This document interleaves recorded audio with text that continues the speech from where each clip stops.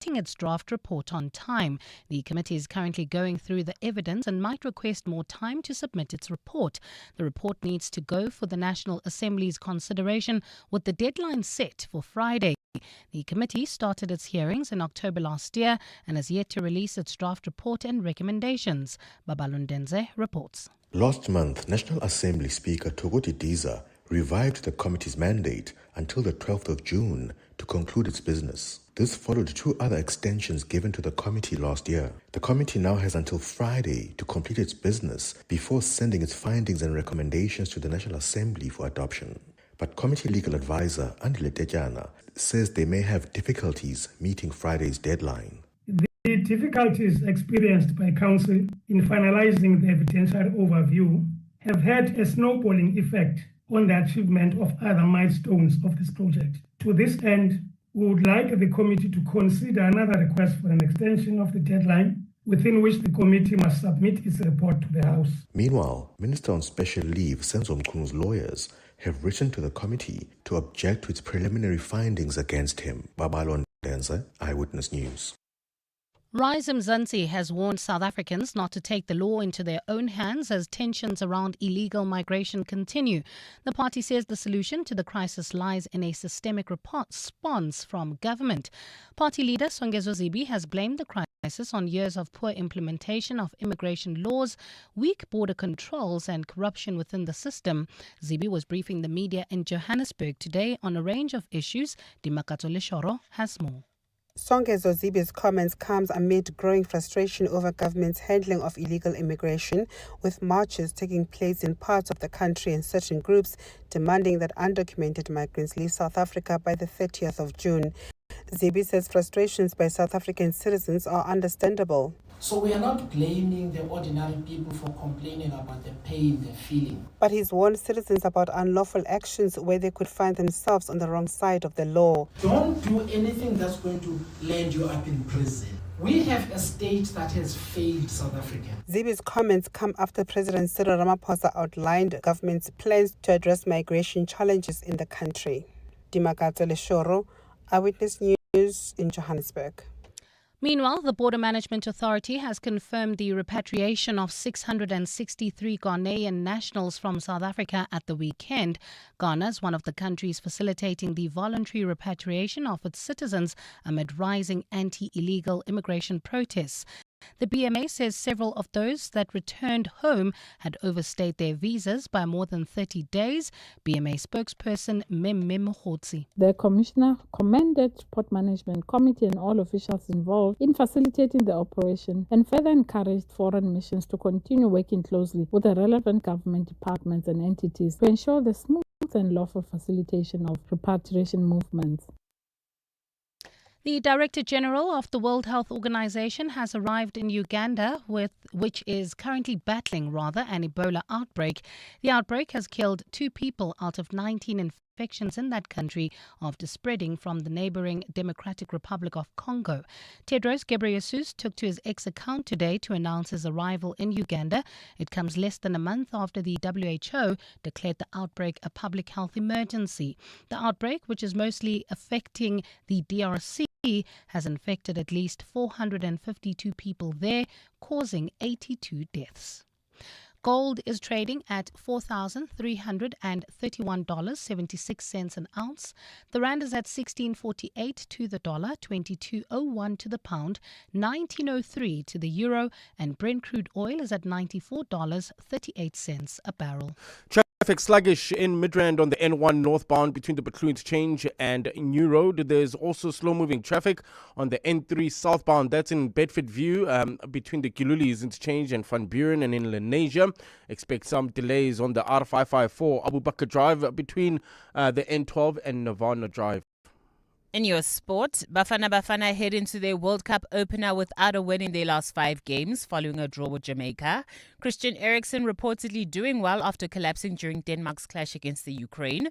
And Alexander Zverev says he can now play with freedom after winning his maiden Grand Slam. It's a fine afternoon in Gauteng today. Temperatures have peaked at highs of between 22 and 23 degrees. The top story in EWN this hour, implicated Crime Intelligence Officer Major General Feroz Khan has abandoned his bid to stop the Madlanga Commission from analysing his cell phone data.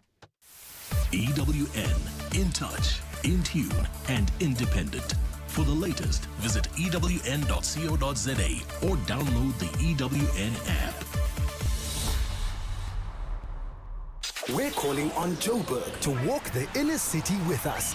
In 702 Josie My Josie, walk the talk. Babize bonke. Enter now on primemediaplus.com.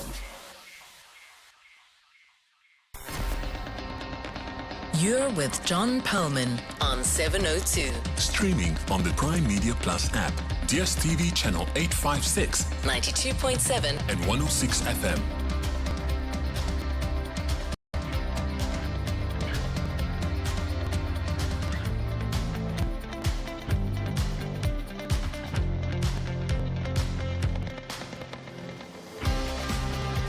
A very good afternoon, everyone. It's 7 minutes past 3 on Monday, the 8th of June. This is 702 Drive with me, John Perlman. Wherever you're listening to us in 702 land, welcome to the show. Hope your week is off to a good start. Lots to talk about on this show as government tries to convince the country that there is a robust and workable plan to deal with illegal and undocumented migrants. Much has been said about using technology to secure the borders. The drones had been a very, serious game changer in terms of the work that we do. As I've indicated, they actually enable us to be able to see. And by the way, we are just not seeing the people as they enter our side. We can also see them preparing almost on the other side, on the way to our side, as it were. And that is why we are able to literally allow them to move so that we can be able to intercept them at the right time and make sure that they get deported. That was the head of the Border Management Authority, Dr. Mike Masiapato. We hear a lot about drones as a solution to a whole range of problems, but what's actually involved in, first of all, deploying them, and secondly, training people to use them effectively? More on that at 10 to 4 with some hired. The Madlanga Commission has focused a lot on the failure to safely store narcotics confiscated in drug busts. But Parliament has been hearing that police stations are running out of space for virtually everything, including the storing of vital material like dockets. Ian Cameron, chair of the Portfolio Committee on Policing, joins us with his take at 10 to 4. Crime syndicates, according to a report by Our City News, you might have seen it in the Sunday Times, are taking over decommissioned dump sites all over Joburg. How they're using this to make money? They are, of course, causing a great deal of misery by burning what's already there and creating spaces for rubbish where there was never space in places that were never dedicated to that before. We'll get some insight into this at 20 past 3. And for music this week, we've decided to focus on bands and artists that have a number in their name. The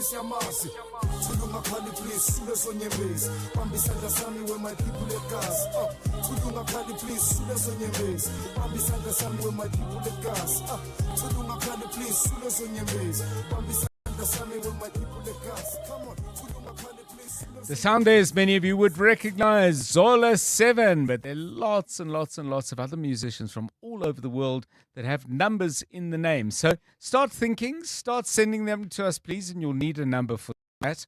072 702 1702. We'll dig out your songs. We'll play as many of them as we can. We'll do all of that at about 20 to 6. On the markets, the JSE's flat today. Was down quite a bit earlier, but has got somewhere back to the middle. Resource stocks substantially down. Financials and industrials making good ground.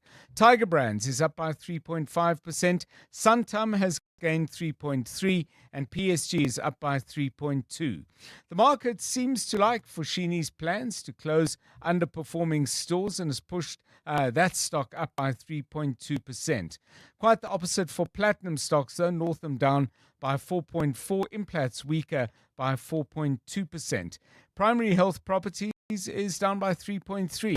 The rand trading at 16.47 against the dollar. This time on Friday, it was 16.27, so substantial losses there. A euro will cost you 19 rand, 22 rand will get you a pound.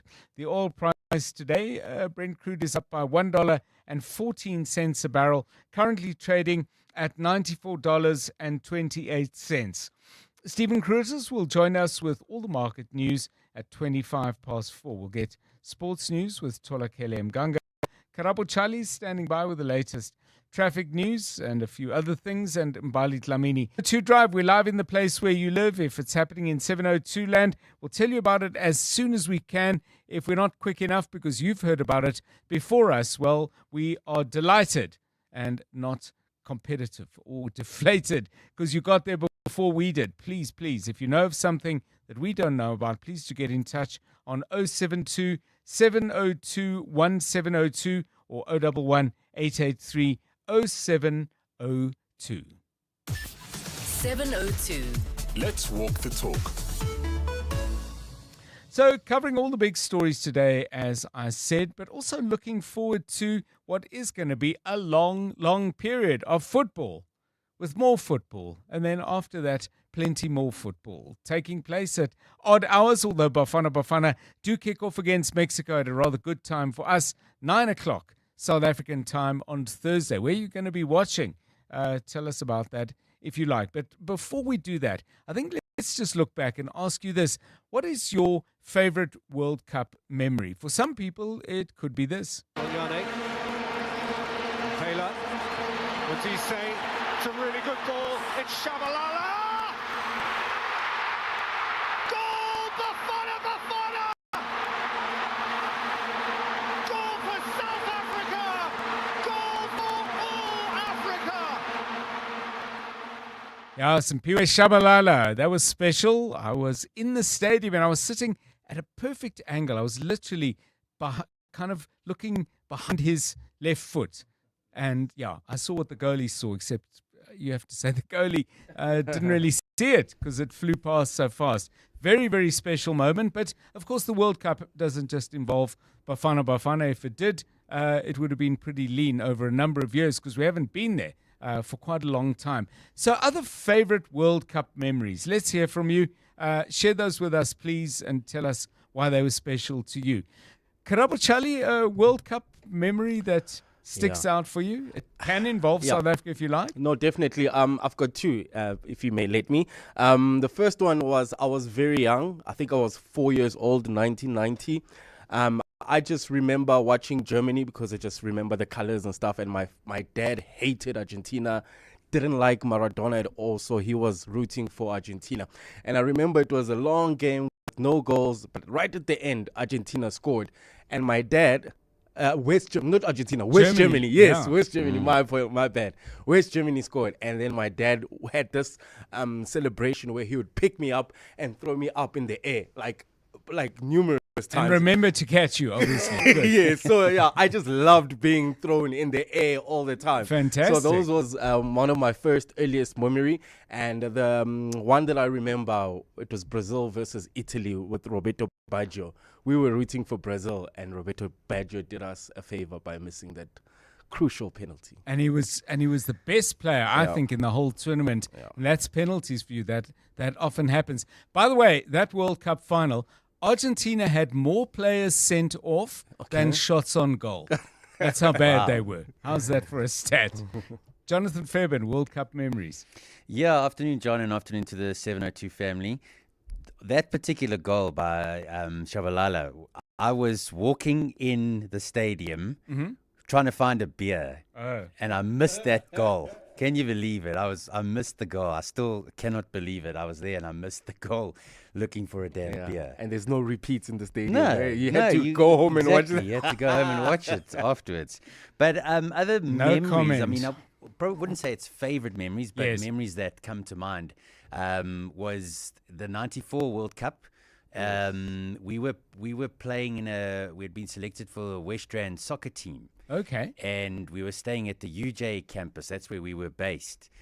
So we were all there with like our soccer mates and stuff like that. And that penalty comes to mind, where Roberto Baggio smashed that penalty way over the bar. And obviously with all of us, mates and all that kind of thing, and playing in our own tournament at that particular time, it was a standout. And I think that was probably the first World Cup that I ever really paid attention to. I think I was maybe 12 at the time. And then the other one that comes to mind is that infamous headbang of Zidane. Oh, yes. Where he just was a shocker. out of the blue, just bang, hit the headbutt at that guy. Was it Diego Simeone? No, because they were playing Italy. So. Oh, yes. Yes, Who did he hit? I can't remember who he hit. Let me check. Can't remember Let's who find he hit, out but he quickly. headbutted That's the guy the wonder on the of chest. Google. Marco Materazzi. Yes, Marco fall down cry Materazzi. Yeah, that was one that comes to mind completely. I'm getting confused. It was Beckham who lashed out and kicked, and it was Simeone from Argentina, and then he got sent off for that particular moment. And was made to pay by English fans for an entire season after that. So I've got lots and lots of memories of World Cup games, and I find it hard to sort them out. But one that jumped to mind, and I'm not even exactly sure why, but in the 1998 World Cup, because we were always looking for signs that African football could really just nail people, but they did it playing just irresistible football. So that comes to mind. But, if I were to haul out all the memories, it would take too long and we wouldn't hear yours. So yours, please, give us a call on 011 883 0702 and 072 702 1702. Let's get the very latest from out on the roads. Karabo Charlie, what's the score there? EWN Traffic. This EWN Traffic is brought to you by GWM, class-leading vehicles that help you navigate your journey. Let's hear from you. Well, at the stage, John, in Midrand, traffic sluggish N1 northbound. This is between the Batlu interchange and Allendale. It looks like there's an accident seen on that route. Also in Bedfordview, heading towards Germiston, slow-moving traffic. N3 South between the Kilulis interchange and Van Buren, also slowing down traffic. There's a slow-moving traffic. This is in the Lenasia area on the R554 Abu Bakr Drive. This is between the N12 and Nirvana Drive. Look out for those faulty traffic lights in Edenville at Motorfontein Road and the N3. If you come across any other traffic issues, kindly WhatsApp us on 072 702 1702. There's more EWN on air, online, and on the EWN app. Another fuel hike means more adjustments, like using every loyalty point just to get by. Okay, use the points first, then this voucher. Wait, I have a coupon on my app for the bread. And then I'll swap the remaining R2, please. Don't let the fuel hikes restrict you. Get 5,000 Rand for fuel when you buy any GWM vehicle this month. Visit your dealership or go to gwm.co.za to book a test drive. T's and C's apply. GWM. Go with more. You're with John Perlman on 702. Just a quick correction on my World Cup memory. Memory fails me. I thought Nigeria won 3-0, but it was actually 3-2, Spain leading 2-1 eventually. Nigeria winning it with a goal in the 79th minute from Sunday Olise. Your World Cup memories, one or two if you like. We will not restrict you. 20 minutes past 3. Clement Maniatella. Weekday mornings, 9 to 12. 9 to 12. The process of becoming citizens, because we've been waiting for 3 years. That seems to be the problem as well. When it comes to the issue of corruption, we've made it very clear that we are not going to tolerate it. We introduced the FIU to say let's clean up the environment that is there some years back. The report is out now. We've had about 249 referrals to the NPA for prosecution and arrest, which means that the environment inside Home Affairs is being sanitized for purposes of corruption. Njabulo Nzunza. Clements Maniatella. 9 to 12. June at Nyrox Sculpture Park to celebrate the elders of South African music who helped shape the country's cultural heritage across generations. Enjoy the typically warm Highveld winter sun while cherishing our fathers, grandfathers, stepfathers, father figures, fathers past and fathers to be. The program showcases the master crafts of Vusi Mahlasela, Herbie Tswaedi, Silalo Silota, Madala Kunene, and others. Limited tickets are available from nyroxarts.com.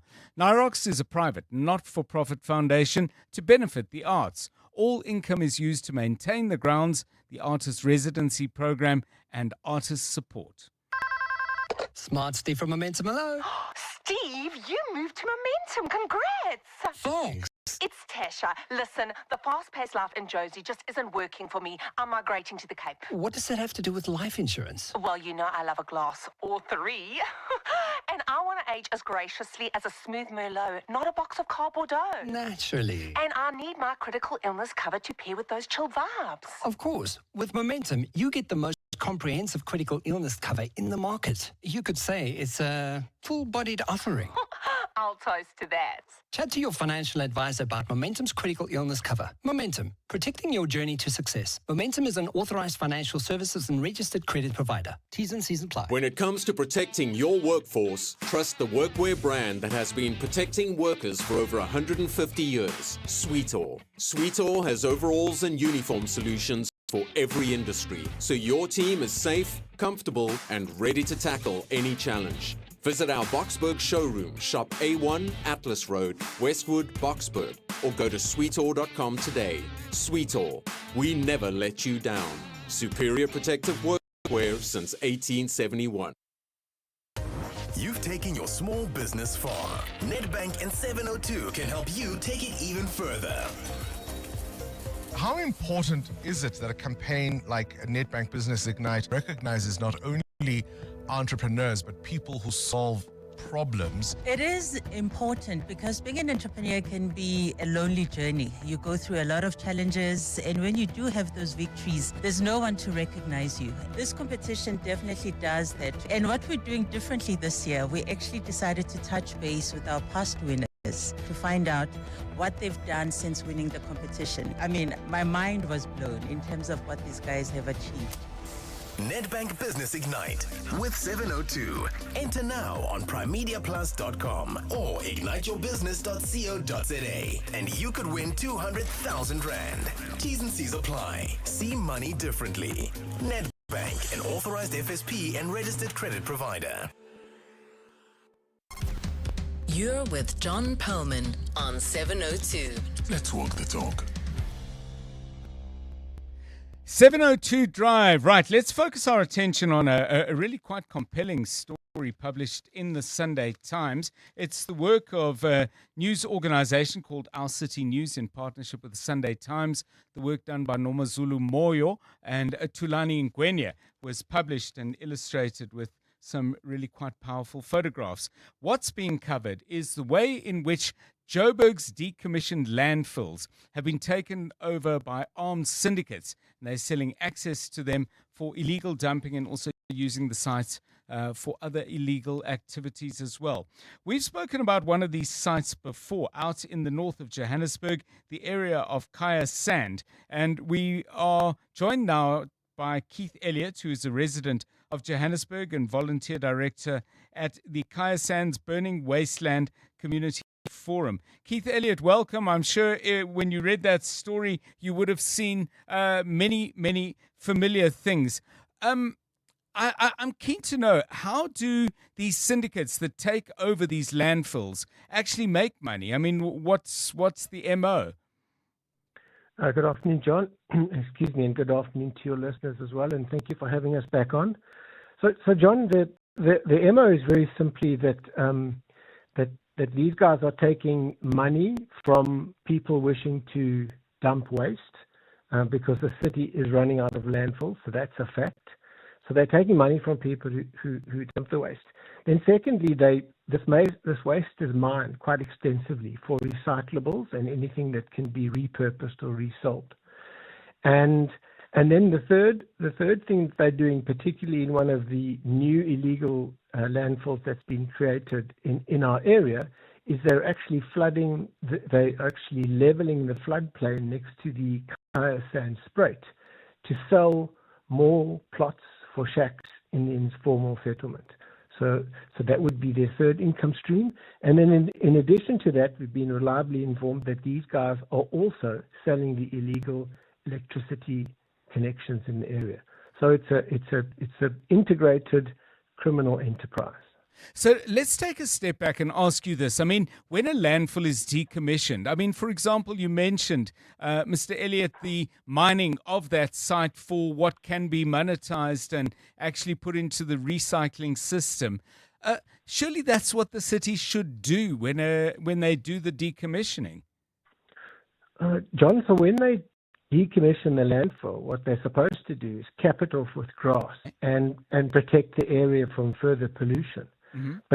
But what happened in Kaya Sand is that the dump was decommissioned in 2010, and by 2014 it had been reopened by these illegal operators.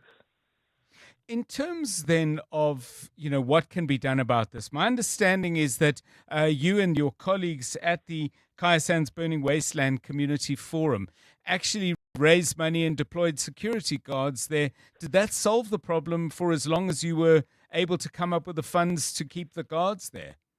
Yeah, correct, John. So what we proved is with 4 checkpoints in the area and 1 mobile tactical vehicle, we reduced the amount of burning by 80 to 90%. So that just gives the lie to the authorities' contention that they're unable to solve the problem because of lack of resources. So the fact is, if JMPD really wanted to do their jobs and enforce the anti-dumping bylaws, they could quite easily do it. But as you correctly point out, we did that for a few months, and then we ran out of money as a community. I want you to talk a little bit about the burning, because presumably the burning is to create more space for more people to come and dump stuff, and the consequences for anyone living in the area. And of course, if the wind blows, that could be a substantial number of homes and people. But the burning presumably is a serious problem for anyone who lives close by.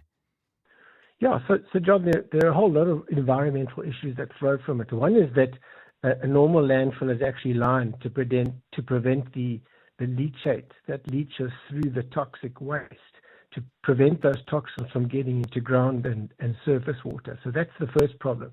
Secondly, these guys are burning the waste in order to create space for the next day's loads.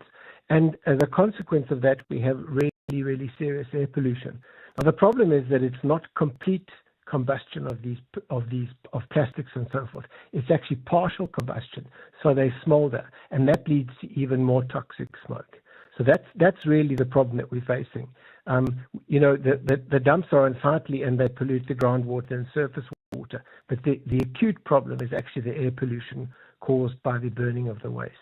While I was thinking about this issue, having read the piece on Sunday, Mr. Elliott, I was thinking, if people can monetize an old landfill site, are we starting to see, for example, not necessarily in your area, but I'm sure you're in touch with other people who've got this as a central concern, that actually new dumping sites are being created with a view to doing exactly the same thing in areas that were never ever meant to receive waste? Yeah, exactly. So, John, I get almost weekly phone calls from other people across the city of Johannesburg that are facing exactly the same problem that we're facing. So it's not unique to our area. And some of them are not even related to where there was a landfill previously. These informal waste dumping and recycling and repurposing areas are popping up all over the city. So there's one on the corner of Main and Witkoppen, and there's another one close to the Eskom head office as well in Sunninghill. So it's not unique to us. And just a final question, and the answer is, as close as possible to a number. Keith Elliott, I mean, you spoke about it is doable. You had 10 security guards, you had checkpoints, and you had a mobile vehicle. Are you able to share with us what the cost of that was per month? I'm just trying to frame a possible question to the city in regard to value for money. Yeah, so at the moment we because of the onset of winter and the fact that our security efforts managed to reduce the amount of dumping. So those clients were turned away and went elsewhere. They've now come back to the area, and the problem has become more acute. We've just contracted a security company now for 85,000 Rand a month, and they're going to provide visible tactical support in the area with vehicles 24 hours a day, and then the 4 checkpoints 12 hours a day during the daytime. So it's less than 100,000 Rand, which in the context of JNPD or the city's budget certainly shouldn't be a problem for them. 85,000, even if you push it up a little bit, we're below 100. Thank you very much. Keith Elliott on the line to us. He is lives out in Kaya Sands and is a volunteer director at the Kaya Sands Burning Wasteland Community Forum. Now, if you are experiencing something similar in your neighborhood, please call, share your stories. We'd love to hear them. 072 702 1702. 28 minutes to 4. Right, let's go to the latest eyewitness news with Mbali Dlamini, starting off, I believe, at the Matlanga Commission. Good afternoon. That's correct, John. A very good afternoon. Well, Assistant Director of Investigations at IPID, Zelda Maposho, has taken the witness stand at the Matlanga Commission this afternoon. Maposho is expected to testify on IPID's investigation into the police officers arrested for allegedly trying to steal cocaine from a major drug bust. In July of 2021, police confiscated 751 kilograms of cocaine from a truck in Ayrton in the south of Joburg. There have been allegations of attempts by some police officers to steal that consignment, with at least 2 SAPS officer and 1 Gauteng traffic officer arrested in the aftermath of that drug bust. Tensions are rising in Springs in Ekurhuleni as an anti-illegal immigration march grows in size and moves into the CBD. The protest began in Johannesburg in KwaThema earlier today, with demonstrators calling for the immediate deportation of people they believe are in the country illegally. While President Cyril Ramaphosa has called for calm and warned against lawlessness, the crowd has continued to grow as the march makes its way through Springs. Mongezi Gogo reports. The number of protesters has more than doubled since the demonstration got underway earlier. In the Spring CBD, there have been isolated confrontations between protesters and people they suspect are undocumented foreign nationals. Private security companies have joined police on the ground in an effort to help maintain order and protect businesses. Many shops and office buildings have started closing their doors and locking their gates as a precaution. March leader Nkosikhona Phakela Mthakathi Ndabandaba. We have architects here. We have quantity surveyors here. We got building inspectors here. We can build that border with a zero budget from the government. Despite the rising tensions, the situation remains peaceful, with a heavy security presence continuing to monitor the march. Mongezi Gogo, Eyewitness News, Springs. The state in the Nafiz Modak trial has zeroed in on a series of cell phone calls to show alleged underworld fixer Ziad Pool was allegedly involved in a botched hit on defense attorney William Booth. Pool is being cross-examined about the phone calls with co-accused Tufik Brown on the day Booth survived a shooting at his home in April of 2020. Pool denies any involvement, insisting conversations with Brown on that day were not about the shooting. Carlo Peterson reports. State Prosecutor Greg Wolmerans today continued to press Ziad Pool about the timing and frequency of calls between himself and Tufik Brown on the day attorney William Booth was attacked. Wolmerans used Brown's callers to show the court calls between Brown and co-accused Riyad Ghasant, who has since confessed to being the shooter in the botched hit before and after the incident. The evidence shows Brown also called Pool just minutes after the attack. 40 seconds after he has just finished talking to someone who moments earlier was part of an attempt to kill Booth, he calls you. Do I have it right? This is what the record shows, sir. The trial continues. Carlo Peterson, Eyewitness News, Western Cape High Court. And in Afghanistan, there are several reports of multiple women being detained in the past few days in a crackdown over clothing. According to AFP, residents in Herat have witnessed the targeting of women by Taliban's morality police force. The The crackdown has drawn criticism from the United Nations. Taliban authorities rule according to a strict interpretation of Islamic law. The authorities have gradually tightened restrictions on women since returning to power in August of 2021. Women nationwide must be completely covered when they leave home or face tough penalties. It's a fine afternoon in Gauteng today. Temperatures have peaked at highs of between 22 and 23 degrees. Bumper-to-bumper traffic leaving Sandton heading towards Midrand. That's on the M1 northbound from Grayston Drive all the way to the N1 Allendale off-ramp. And in Edenvale, traffic sluggish traveling towards Bedford View. That's the R24 westbound between Edenvale Road and the Kilulis interchange. The top story in EWN, Assistant Director of Investigations at IPID, Zelda Maposho, has taken the witness stand at the Malanga Commission. Bongani Bingwa, 702 Breakfast. Weekday mornings, 6 to 9. Parliament Standing Committee on Public Accounts taking a dramatic step, voting to pursue criminal charges against the former CEO of the Road Accident Fund, Collins Letswalo. We had an inquiry last year. We're busy finalizing the report now. We had an inquiry into the affairs of the Road Accident Fund. We invited him. He refused to come. We summoned him. He didn't come. So we are going to be laying charges in the next day or two. Could he say that he never received said summons and therefore couldn't respond to them? He gave us an address. He used to write to us from an address. We went there. The house was abandoned. We went back to his former employer, asked for an alternate address.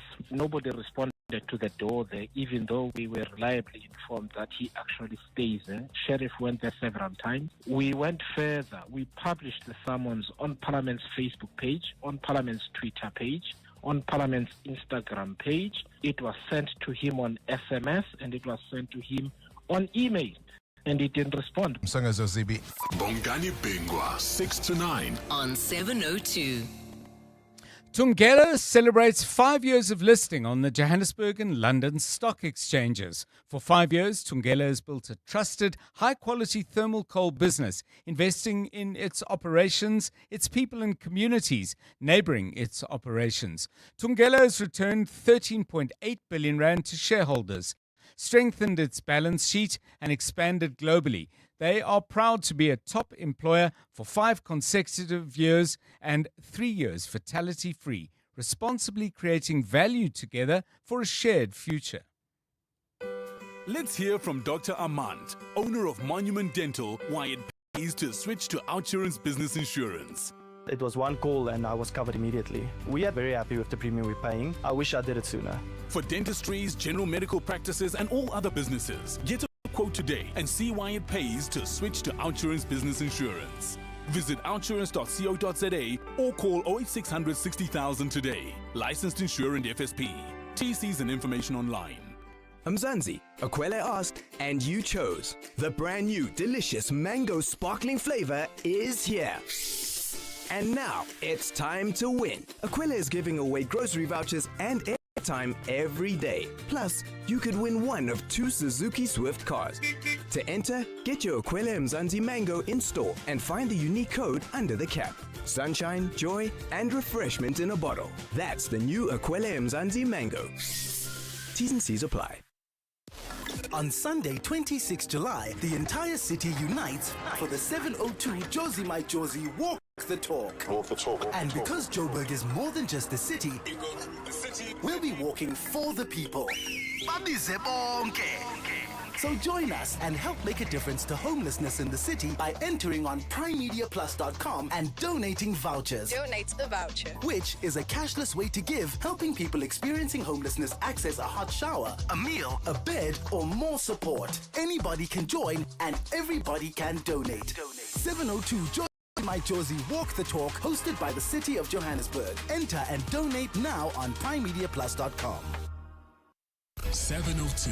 WhatsApp John on 072 702 1702. Tate John, talking of World Cup memories, my best World Cup memories was in 1990 when Cameroon was the first African country to reach the quarterfinals.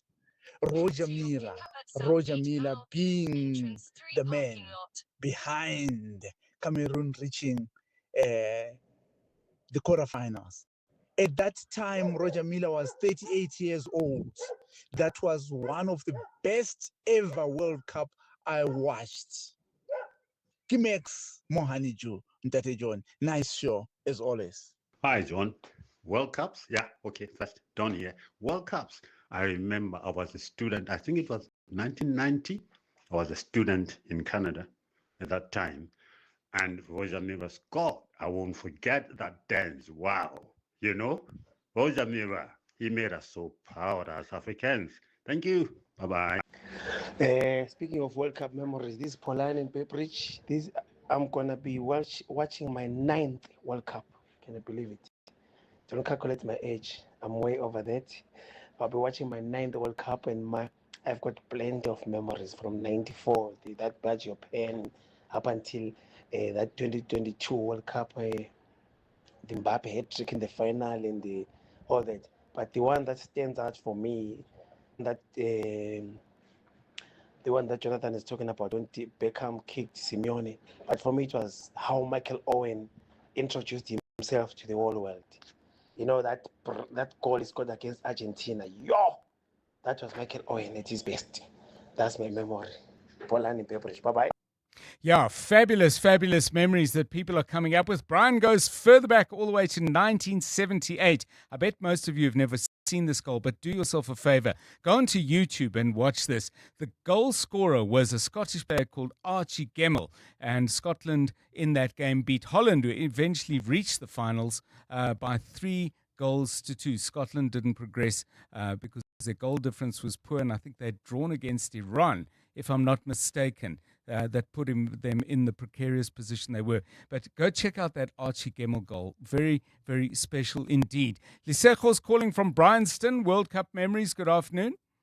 Good afternoon, John. I've actually got two. Okay. One, I was quite young. It was 1990, and Cameroon was the first African country to play at the World Cup. And there was this old man. Not the first to play at the World Cup, but the first to do as well as they did. And Roger Miller. I mean, if you remember, in the group stages, Cameroon played against Romania, which they won 2-1. And then they moved on to the round of 16, where they played against Colombia. And Roger was the star, and his goals, whenever he scored, he would go dance at the end. And it just became one big thing, and everyone could remember it. But I think the biggest one for me that still stands out, I mean, I've watched that game maybe 8 times now, is the latest one, which was the final against France against Argentina. Yeah, spectacular game. You would have thought that this would have been Messi's game. He would have been the star. But Kylian Mbappe came in, scored 3 goals, and it was amazing. But despite him scoring 3 goals, Argentina went on to go win it. It was just an amazing game. I watched it as early as Saturday because it's still an amazing game, and I think it's still going to be one of those games that whenever you speak about the World Cup, that game will stand out as one of the best games ever to be played at the World Cup. Thanks so much, Lisejo from Bryanston. People talking about Roger Miller. Listen to this. Long pump downfield. Shouldn't pose Andoni too many problems, although Miller might hustle him. Miller scores a goal for Cameroon from the man who has made the most romantic comeback of the World Cup, surely. Roger Miller, 38 years of age, scores the goal that sends those fans into ecstasy. Okay, so as we go through all your memories, keep them coming, please. It's time for sport. It's 4:45. EWN Sport. Bafana in action behind closed doors against Jamaica, getting ready for Thursday. Tola Kele with the details. Good afternoon. Afternoon, John. And their winless 2026 continues after they were held to a 1-1 draw by Jamaica in that behind closed doors friendly. Lau Foster scored South Africa's only goal in the second half as they wrapped up their preparations ahead of Thursday's World Cup opener against Mexico. Despite South Africa's last win being in their final group game against Zimbabwe at AFCON last year, Hugo Broos is confident in their ability to cause an upset against the co-hosts. We are used to play only against African teams the last 3-4 years because there were always qualification for the African Cup, and there were qualifications also for the World Cup in 2022. We needed something else, and therefore their games were very important. Okay, the results were not what we expected, but for me that was not important. The most important thing was for our players to feel how it is to play against teams who play the totally different style that we were used to in the past 2 years. Denmark's national team doctor Morten Bossen says Christian Eriksen is conscious and doing well after collapsing during the friendly against Ukraine yesterday. The midfielder is likely to be discharged soon after footage showed him grabbing his chest before collapsing in the 65th minute of the match, which was later abandoned. It's the latest heart-related incident for Eriksen, who in 2021 collapsed during a European Championship match against Finland and was given life-saving CPR treatment after suffering a cardiac arrest. Switching to tennis, where Alexander Zverev says he can now play with freedom after winning his first Grand Slam title following 3 runner-up finishes. He beat Flavio Cobolli in 5 sets at the French Open to become the first man other than Yannick Sinner or Carlos Alcaraz to win a major singles title since 2023. Now, no matter what happens, I will always be a Grand Slam champion, and that nobody can take that away from me. And maybe that does give me some freedom. My mind would just be a little bit calmer when I play a final, meaning that even if I lose it, I will still be a Grand Slam champion. So I think this trophy for me is very important, because if I would have lost this one, the self-belief would have gone down a lot. But now that I've won it, I feel like I can do it again. Tristan Lades has become the 4th South African to be crowned HSBC Sevens Player of the Year. That's after the Blitzboks successfully defended their World Championship title. Lades scored 124 points in his 9 events this season to join a list that features Cecil Africa, Werner Gok and Sabelo Senatla in receiving the accolade. Household names, great names, still being mentioned in conversations. They're all still playing rugby. I know Cecil is taking his IQ into the women's team. But yeah, just years ago, if this is where I would be standing achieving this award, I probably would have laughed at you. And in case you missed it, New Zealand Rugby have announced that Tony Brown will leave his role with the Springboks to join the All Blacks as an assistant coach after next year's World Cup. Brown has signed a 2-year contract and is appointed despite the All Blacks not having a head coach lined up beyond 2027. Tholakele Mganga, Eyewitness News Sport. EWN Traffic. Right, let's get out onto the roads, bring you the very latest. This EWN Traffic is brought to you by Plumlink, your local plumbing store. Visit plumlink.co.za to find your nearest store. Sandton is already a bit Monday-ish in terms of traffic. Karabo Chale, where's the problem? Yeah, bumper-to-bumper traffic heading towards Midrand. That's in the Sandton area on the M1 northbound between Grayston Drive and the N1 Allendale off-ramp. While in Edenvale, traffic remains sluggish heading into Bedfordview. That's the R24 westbound. Between Edenvale Road and the Kilulis interchange in Lenasia. Expect some delays on the R554 Abu Bakr Drive between the N12 and Nirvana Drive. And in Montana, Pretoria, there's an accident scene on the N1 southbound before Sefako Drive. And this is already causing huge delays. If you come across any other traffic issues, kindly WhatsApp us on 072-702-1702. There's more EWN on air, online, and on the EWN app. South Africa, it's time to turn up the heat. Plumlink is bringing you the Mzansi warm-up with reduced prices on quick-cart geysers. Choose from 100 and 150-litre geysers, reliable, powerful, and built to keep your home piping hot this winter. With over 160 stores nationwide, there's a Plumlink near you. Get yours now for just $47.99, limited time only. Hot water, hot deals, don't miss out. Plumlink, your local plumbing store. You're with John Perlman on 702. Let's walk the talk. 702 Drive, it's 10 minutes to 4. When we talk about the many problems the country's trying to deal with, first of all, in general terms, whoever is charged with solving them says, well, we can always use technology to deal with that. That's been particularly true in conversations around patrolling South Africa's borders. Drones can be used. You might have heard us a little bit earlier. We played you a clip of Dr. Mike Masiapato, who heads the Border Management Authority. But how exactly are people trained to use drones, and are we perhaps overestimating what they can achieve?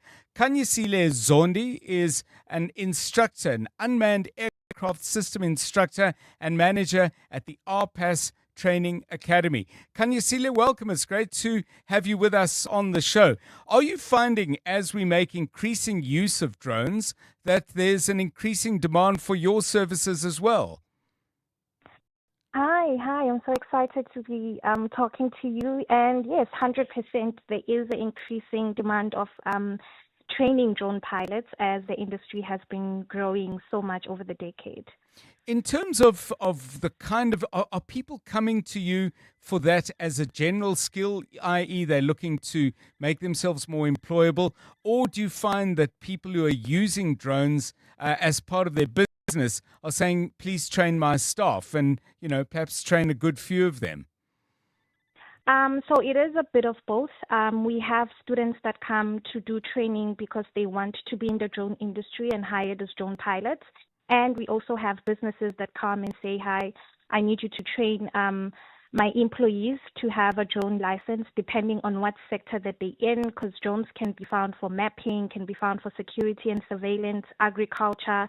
So it's different industry sectors that come that see that drones can be used for their intel. So if somebody wants to come on your course, do they need any core skills, any minimum qualifications achieved somewhere else, or can you pretty much train anyone? So the requirements, one of them is to have at least 50% in English. If one does not have that, they go through what we call the English language proficiency, where a manned instructor will just have a session with you, like examine your English language and your understanding there, or for even speaking the English language, and obviously throw in aviation technicalities that one would need to have.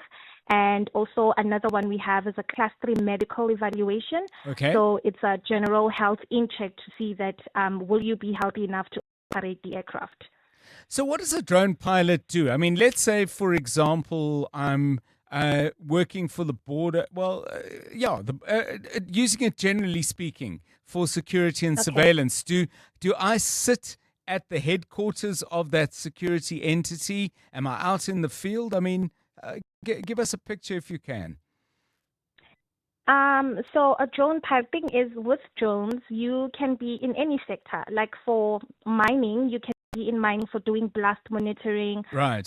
So before they get to the coal, they need to check that there are no people within their 300-meter radius, or even machineries within the 500-meter radius. In that case, it can be there for safety. In agriculture, it can be used for crop spraying. Therefore, a pilot would ensure in making sure that the aircraft is flying safely, changing off the batteries, and also operating it itself. In security and surveillance, it depends on the hotspots that we have. You engage, you fly there, you engage, right. you work with the ground team. Yeah, so it just depends on every sector. But clients obviously do have different needs, but the tool is obviously the drone, and you as a drone pilot would have to adapt to what the client would need.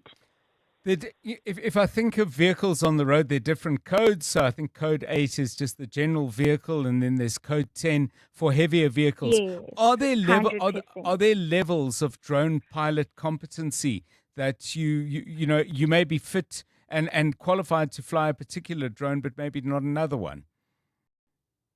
In our cases, it's usually the weight does play a factor 100%, but the ratings is what plays a huge role.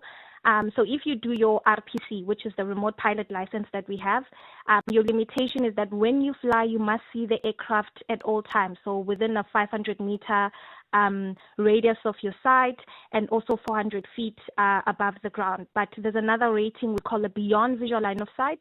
That one then allows you to navigate the aircraft solely relying on the controller, and that's what we call a transmitter. So in our cases, it's the ratings that come into place, and the classifications of aircraft will then be where the weight and balance and also the range of the aircraft come into place. Anything, Kanyisile, falling out of the sky is potentially dangerous. Are our standards rigorous enough in South Africa? Because my sense, and I think you confirmed it at the beginning, that more and more people are coming to you, either individuals looking to boost their standing in the job market or companies needing staff training. The demand is increasing. The use of drones is growing. Are we rigorous enough? Because presumably with increased demand, you might get some shortcuts from some people. 100%. We really are. I mean, we are governed by the South African Civil Aviation Authority. And when I tell you that we deal with so many regulations, I think the more licensed you are, the more regulated you are. Right. Because as a drone pilot, you know for a fact that you can't just take your drone and fly anywhere at any time.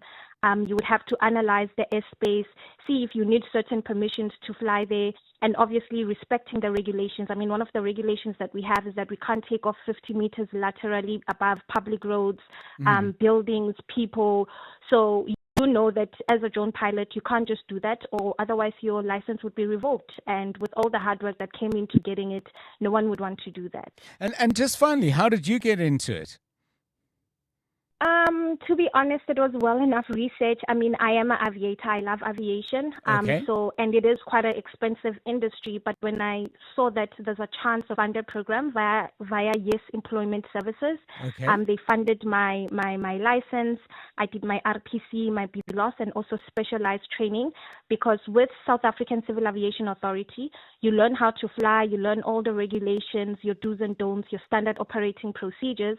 But the specialized training will then to say, okay, you have a drone, but can you collect certain data? Right. And how do you collect that data and therefore process it? So, yeah, that was my journey in this industry. Fascinating. Thank you so much. Lots of insights there from Kanisile Zondi, who is an unmanned aircraft system instructor and manager at RPAS Training Academy. So, two-part question. First of all, are you involved yourself as a drone pilot? And if so, tell us a little bit about what you use it for. And if you're a company or an enterprise of any kind starting to make greater use of drones, maybe a little note to share that those details with us and a little bit about the difference it's making. Hopefully it is in the work that you do. 011 883 0702 and 072 7021 702.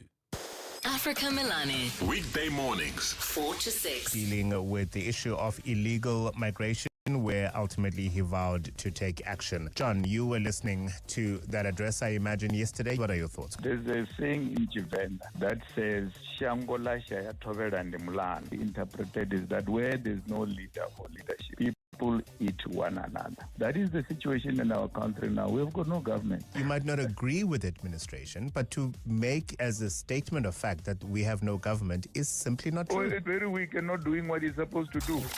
Africa Milani. 4 to 6 on 702. This Tuesday, you have a chance to win a massive estimated 143 million rand total Powerball jackpot. That is 18 million rand for Powerball and 125 million for Powerball Extra. That is life-changing money that could be yours instantly. Catch the live draw this Tuesday at 9 p.m. You could be SA's next multi-millionaire. The National Lottery. More plays, more chances, more millions. Players must be 18 years or older. Play responsibly. The National Lottery is officially operated by Sizekaya. We could tell you we are the best bank in Africa, but if you're a CEO or CFO looking to grow, you're probably more interested in the numbers. Like the fact that our systems process $9 trillion every year. That's around 45 times the value of all intra-Africa trade. And that our custody network safeguards 17.7 trillion rand in assets. Those are big numbers. And a big reason to grow with us. Standard Bank Corporate and Investment Banking. Standard Bank is an authorized FSP and registered credit provider. T's and C's apply. On 702 Drive, 125 Western Cape police stations lack secure storage. What are the implications of that? More with Member of Parliament Ian Cameron. And then closer to 5 o'clock, hot classrooms can affect concentration, memory, and academic success. A new study raises cause for concern. We'll find out more about that at 10 to 5. This is EWN. Feroz Khan ordered to appear before the Madlanga Commission, and South Africans warned against taking the law into their own hands.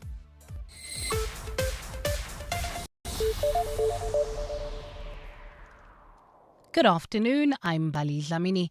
Implicated Crime Intelligence Officer Major General Feroz Khan has been ordered to appear before the Madlanga Commission of Inquiry. Khan will now appear before the Commission on July the 1st.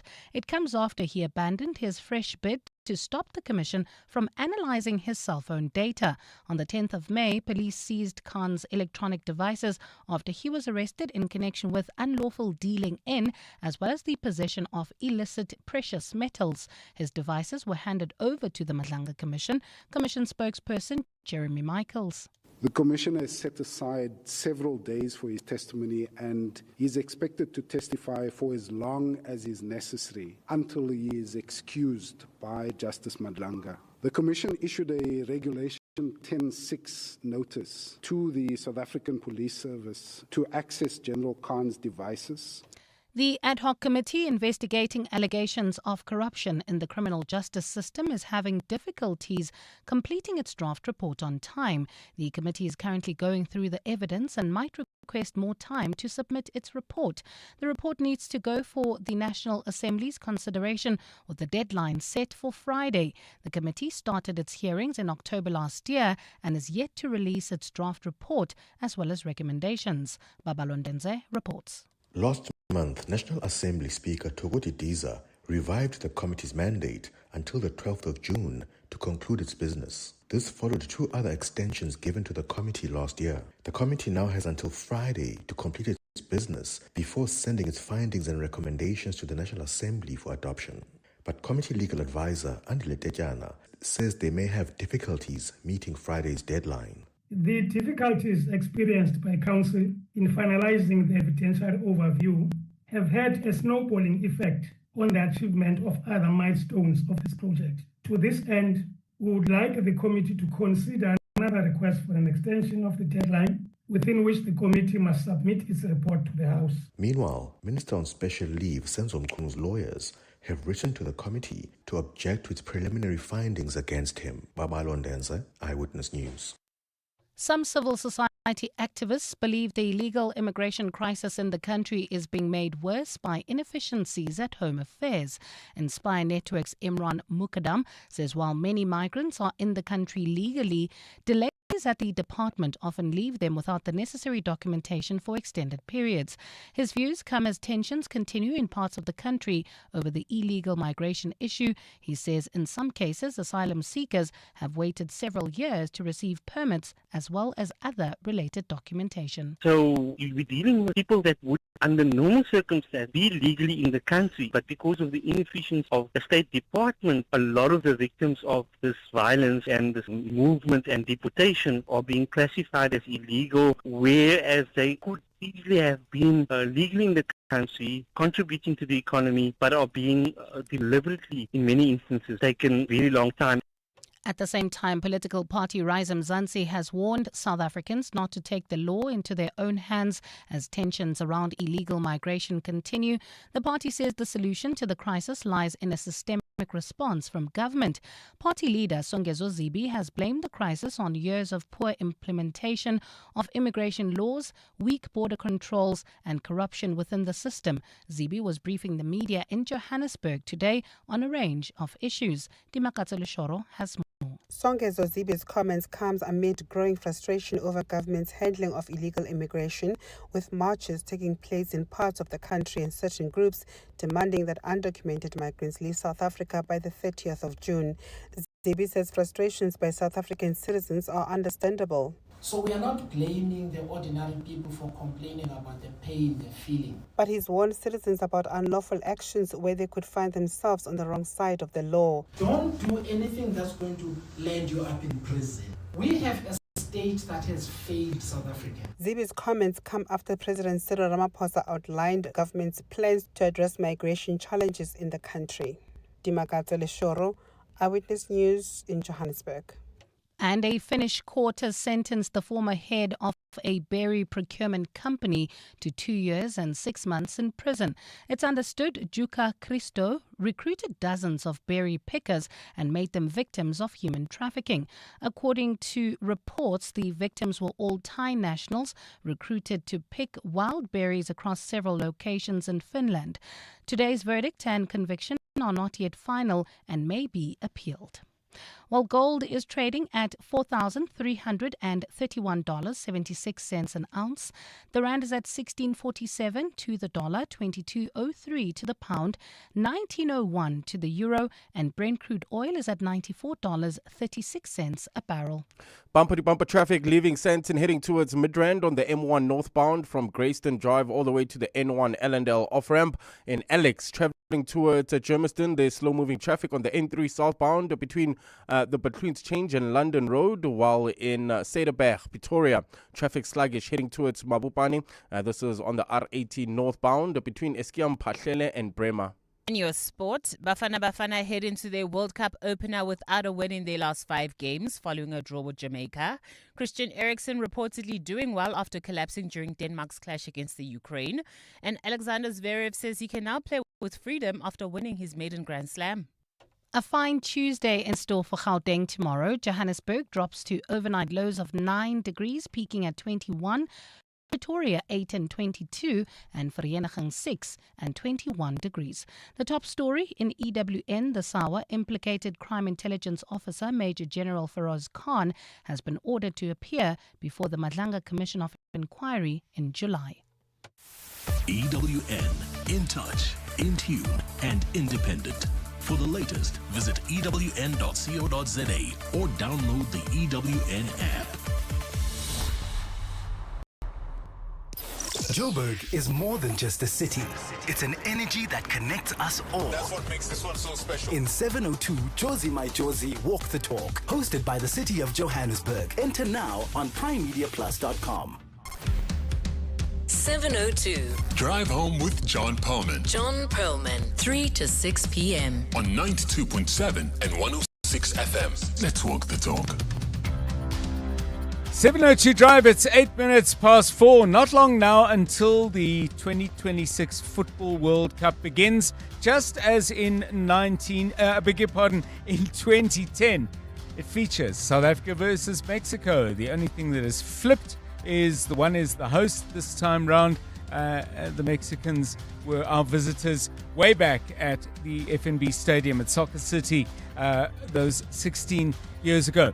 Just wondering how you're preparing for Thursday night, watching alone and dealing with your nerves that way, or gathering with friends and thinking there's safety in numbers and comfort even in the company of strangers, all of you with the belief and the hope that South Africa can actually do it. Go Bafana, Bafana. I'm really, really looking forward to it. We're getting, I suppose, prepared by asking you for your favorite World Cup memories.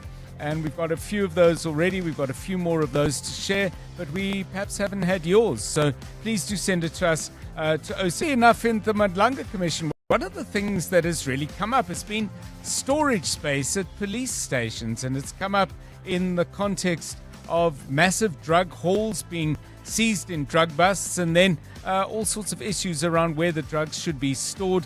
Most notoriously, drugs taken to a poorly defended facility in Port Shepstone, having been confiscated in Durban from where they were stolen. What appears to be evidence is that the facility was chosen for exactly that reason. Easy to break into, very, very easy to escape without detection. But there's another problem as well. Just at a fundamental level, police stations, 125 in the Western Cape alone, are running out of storage space. They've got to store all kinds of things there, including dockets and other vital documents. Ian Cameron heads Parliament's Portfolio Committee on policing, and he's going to join us with his insights into what's going on there and, crucially, what can be done about it. Speaking of the Madlanga Commission, we'll get an update on that from Thabiso Goba. That's coming away at about 5:10. Voice notes coming in on the World Cup and other things. Let's have a listen. You're with John Perlman on 702. Yeah, good day, 702. My favorite World Cup memory is Messi has shaken hands with paradise. Oh my goodness. You see that day? I'm telling you. Yeah, that was a fabulous, fabulous final. Now, going back more years to a World Cup that didn't produce that many shining moments and led to some important rule changes, which we can talk about perhaps later in the week. Simon says, for me, the goal by Roberto Baggio against the then Czechoslovakia at Italia 90 remains one of the best solo goals I've ever seen. Even the great Pele rated it as such. Let's evoke your memories. But still, Baggio. Oh, yes. Oh, yes. Oh, yes. What a goal by Baggio!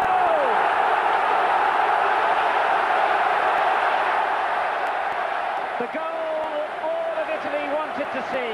The man they wanted in the Italian team has delivered the goods. Yeah, very, very, very special goal indeed. Again, go to YouTube or Google, wherever you find it, and have a look at that. Roberto Baggio at his absolute best, 11 minutes past 4. EWN Traffic. Well, you can't quite weave through traffic like a footballer, but hopefully you won't need to. Karabo Charlie, how are we looking? Yeah, well, in Sandton, bumper-to-bumper traffic on the M1 northbound between Greyston Drive and the N1 Allendale off-ramp. There's also slow-moving traffic in Alex. This is on the N3 southbound from the Betlu interchange to London Road, while in Cederberg, leaving the Pretoria CBD heading towards Mabopane, there's slow-moving traffic as well. This is on the R18 northbound, Mabopane Highway between Eskiam Pahlele and Bremer. And look out for those faulty traffic lights in 4 ways at Winnie Mandela Drive and Monte Casino Boulevard. If you come across any other traffic issues, kindly WhatsApp us on 072-702-1702. There's more EWN on air, online, and on the EWN app. In a day that changed an entire nation's history, tens of thousands of young people rose up against oppression and shouted freedom. This historically defining moment echoed throughout the country and across the globe. And now, in honor of this immense courage, June 16 will forever be known as Youth Day. this Youth Month, 702, commemorates the youth of yesterday and celebrates the youth of today. Let's walk the talk. Let's walk the talk on 702. The 702 Josie My Josie Walk the Talk is calling on you to walk with the people for the people on Sunday, 26 July. Babize Bonke. And this year you can choose from 3 different inner city routes. The 15-kilometer Mandela Bridge route takes you from Ellis Park through town up to and through the Constitution Hill precinct down to Bromfontein and over Mandela Bridge. Then it's through Newtown and past the Market Theatre and back to Ellis Park. So whether you're taking on the 15K, 5K or 8-kilometer walk, enter now on primemediaplus.com and get ready for the 702 Josie My Josie Walk the Talk, hosted by the City of Johannesburg. You are not dreaming. You are repeating. Insurance, pineapple. Insurance, pineapple. Insurance, pineapple. Insurance, pineapple. Pineapple FSP 48650 is underwritten by Omart Insure Limited, a licensed non-life insurer and authorized FSP. Doing your famous through meetings, in traffic, at the store. Don't let seasonal hay fever get in the way of a better you. Unite against allergies with Demazin once a day, providing 24-hour non-sedating relief from symptoms like a runny nose, sneezing, and itchy red eyes. Demazin gets it done. Speak to your pharmacist today about Demazin once a day. What if the problem you face became the business that changed everything? That's what Nedbank Business Ignite on 702 is all about, with this year's theme, My Pain, My Purpose, My Solution. We're calling on small businesses that turned real challenges into powerful ideas. you could win 200,000 Rand in cash, plus mentorship, business support, and tools to help you grow sustainably. Enter the Nedbank Business Ignite on 702 now at primemediaplus.com or igniteyourbusiness.co.za. See money differently. Nedbank, an authorized FSP and registered credit provider. T's and C's apply. This Youth Month, 702 Drive with John Perlman commemorates the youth of 1976. Let's walk the talk. You're with John Perlman on 702. 702 Drive. Well, as I mentioned, we've been looking at kind of the architecture almost of our police stations and police facilities. Not so much the architecture, but the availability of secure space. This has been, as I said, very much in the context of the Madlanga Commission, drug seizures, and the failure to secure those in safe spaces. But there's a much bigger problem affecting many, many more police stations in the doing of their work. Now, in the provincial legislature down in the Western Cape, MEC for Policing for Community Safety, Anru Mare, revealed that 125 out of the province's 151 stations simply did not have a sufficiently secure lockable storage room. This affects, for example, the safekeeping of dockets. Absolutely crucial that they be kept secure so that the course of justice can be properly followed. Ian Cameron is the National Assembly chairperson of the Portfolio Committee on Police and a Member of Parliament for the Democratic Alliance. Mr. Cameron, welcome and thanks very much for giving us your time. We've got numbers out of the Western Cape.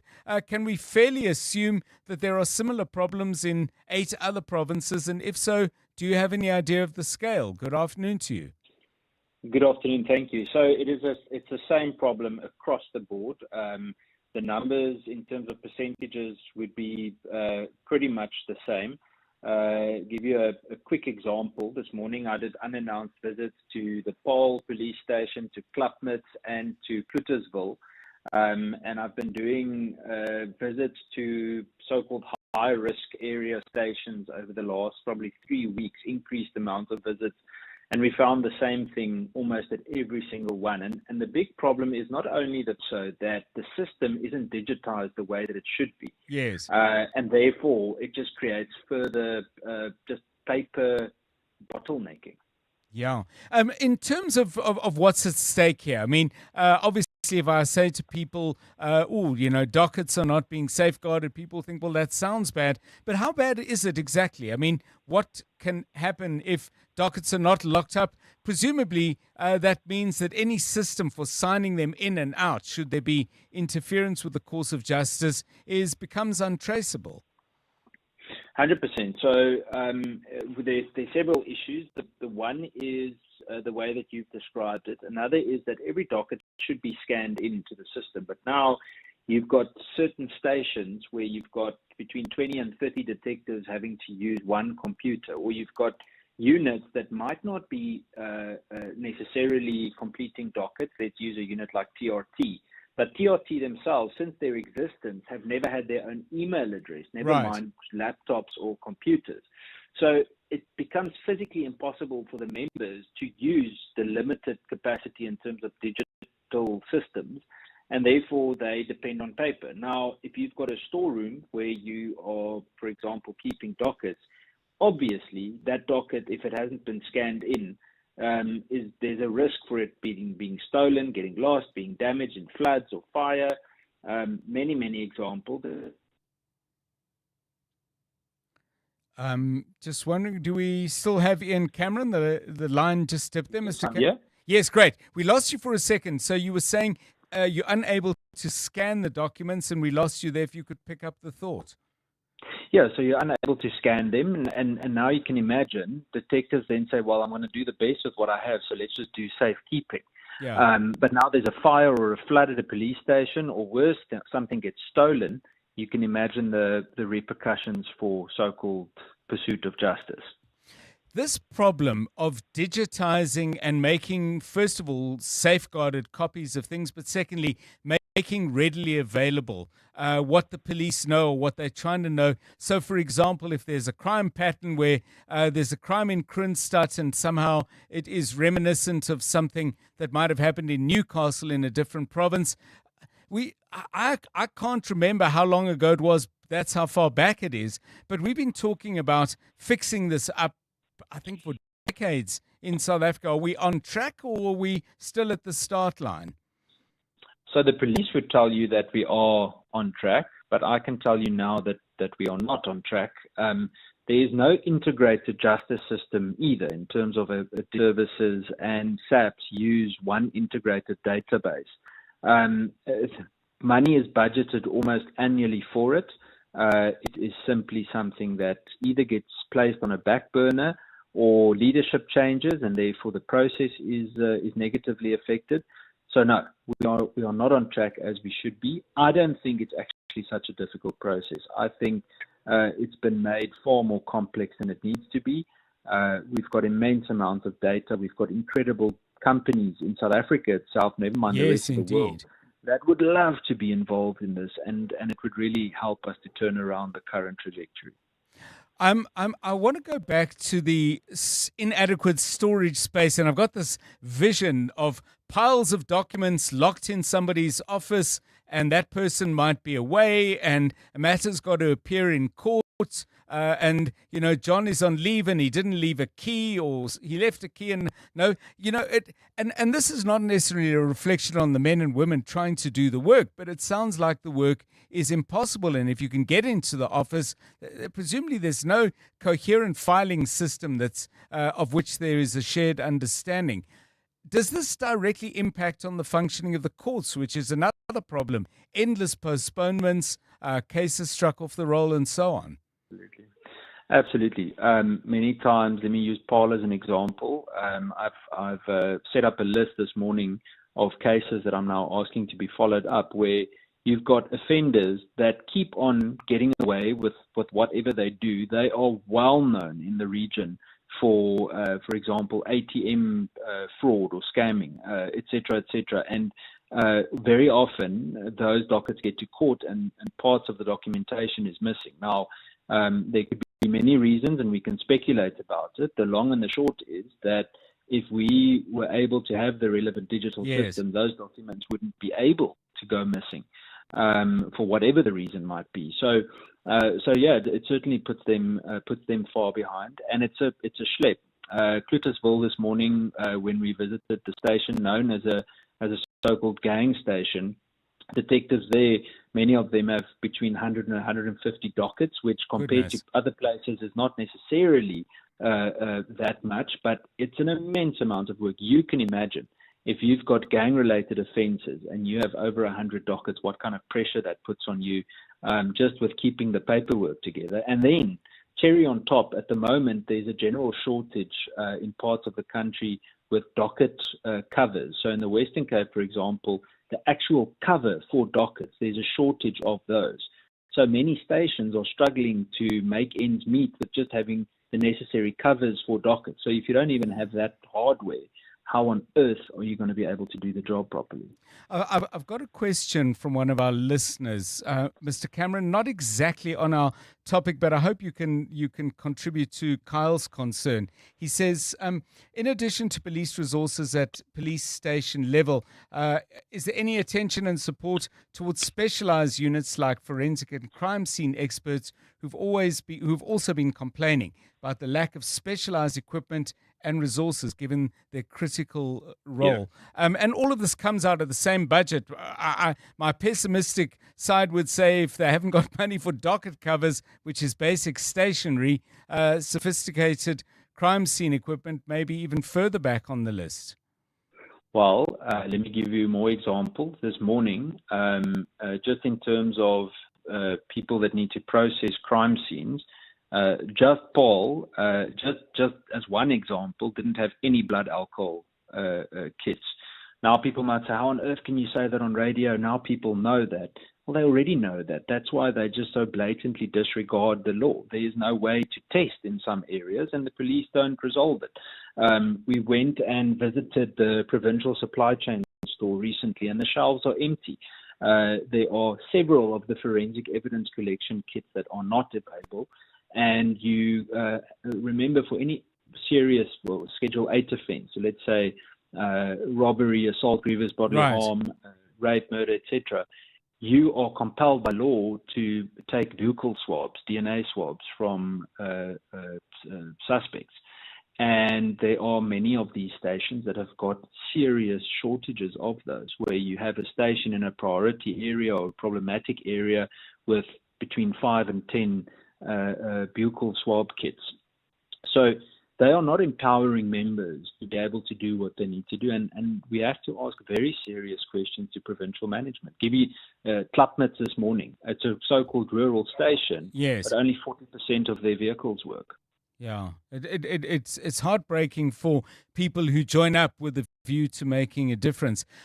Final loop back to where we started, Mr. Cameron. I know you're talking about digitization, and that ought to, if effective, deal with some of the space constraints. But do we also have a public works issue, a problem where police stations are not fit for purpose? They're simply, in many instances, not big enough? Or do you think that would be going down the wrong road with the wrong priorities, that actually the digitization is the solution? No. I mean, we definitely have a space problem as well. Let me use Clutersville as an example from today. They have a prefab asbestos building, and it's a so-called gang station where people have shot at each other right in front of the station. You imagine the risk to the members. And that's not necessarily a size problem, but just in terms of the structure. So yes, it's decades and decades of neglect, and it is going to take a significant amount of time to fix. Thank you so much. Ian Cameron chairs the National Assembly's Portfolio Committee on Police, is a Member of Parliament with the Democratic Alliance. 27 minutes past 4. You're with John Perlman on 702. This EW in Business is brought to you. EWN Business. I jumped the gun. Let me do it again. This EW in Business is brought to you by Volvo. Experience the best of both worlds with plug-in hybrids. Electric when you want it and fuel when you need it. Stephen Curtis, start of a new week. Good to see you. What's been going on? John, good afternoon to you. Well, obviously, the oil prices staying roughly where they were, despite the fact that Israel and Iran have been trading blows again. And you would have thought that the rand would be a bit stronger after the upgrade by Fitch's late on Friday, but concerns about oil really pushing it down a little bit. The JSE All Share is sort of flat, down 0.04%, 111,226 points. Financials up 0.89%, industrials up 0.92%, but resources are down 2.39%. Gold and platinum both down very strongly, particularly platinum down over 2% on the day, and that's really pushing down all of the platinum shares on the JSE. The Vashini Group is up 4%. That's after their results out on Friday, which showed that their results were not quite as bad as expected. Old Mutual's up 3.72% and Sanlam also up 3.5%, while Tiger Brands doing strongly, up 3.46%, and Omnia are up 3.4%. Now, Omnia had their results out today, and they've been talking about how they've been able to increase their EBITDA, and they've been able to really make a lot of progress in terms of their headline earnings per share. They're up 21%. It's increased its operating margin. Their mining sector is reporting variable demand. The agricultural sector did strongly, changes in their chemical sector as well. Signia also reporting their profits up 25%. Its assets under management jumped nearly 14% to just over 460 billion rand. Their headline earnings up by 22%.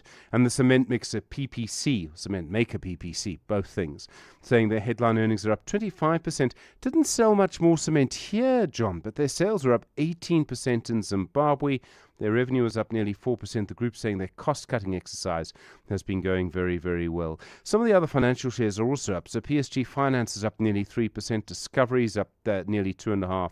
And then Woolies is up 2.42%. Implat's down 6.3%. Northam, Sibanye, all of the platinum miners down very strongly. Optasia in the fintech space down 3% as well on the day. In the US, bouncing back a little bit now, we've got the big IPO, the Tesla, the SpaceX IPO later in the week, and that's going to make a big difference. The Dow Jones is up 0.3%, the Nasdaq is up 0.96%, the S&P 500 is up 0.69% on the day. The gold price, $4,321.41 an ounce, platinum $1,742.50, Brent crude $94.36 in the rand, to the dollar $16.51, to the euro $19.05, to the British pound 22.05. Stephen Crotis, EWN Business. Relax. You're okay. Your new Volvo plug-in hybrid will get you there and back again. And there again. And back again. Because you're at least 80 kilometers of electric range away from having to worry about petrol or the battery, which comes with an 8-year warranty. But it will keep you going for much longer than that. Test drive a Volvo plug-in hybrid.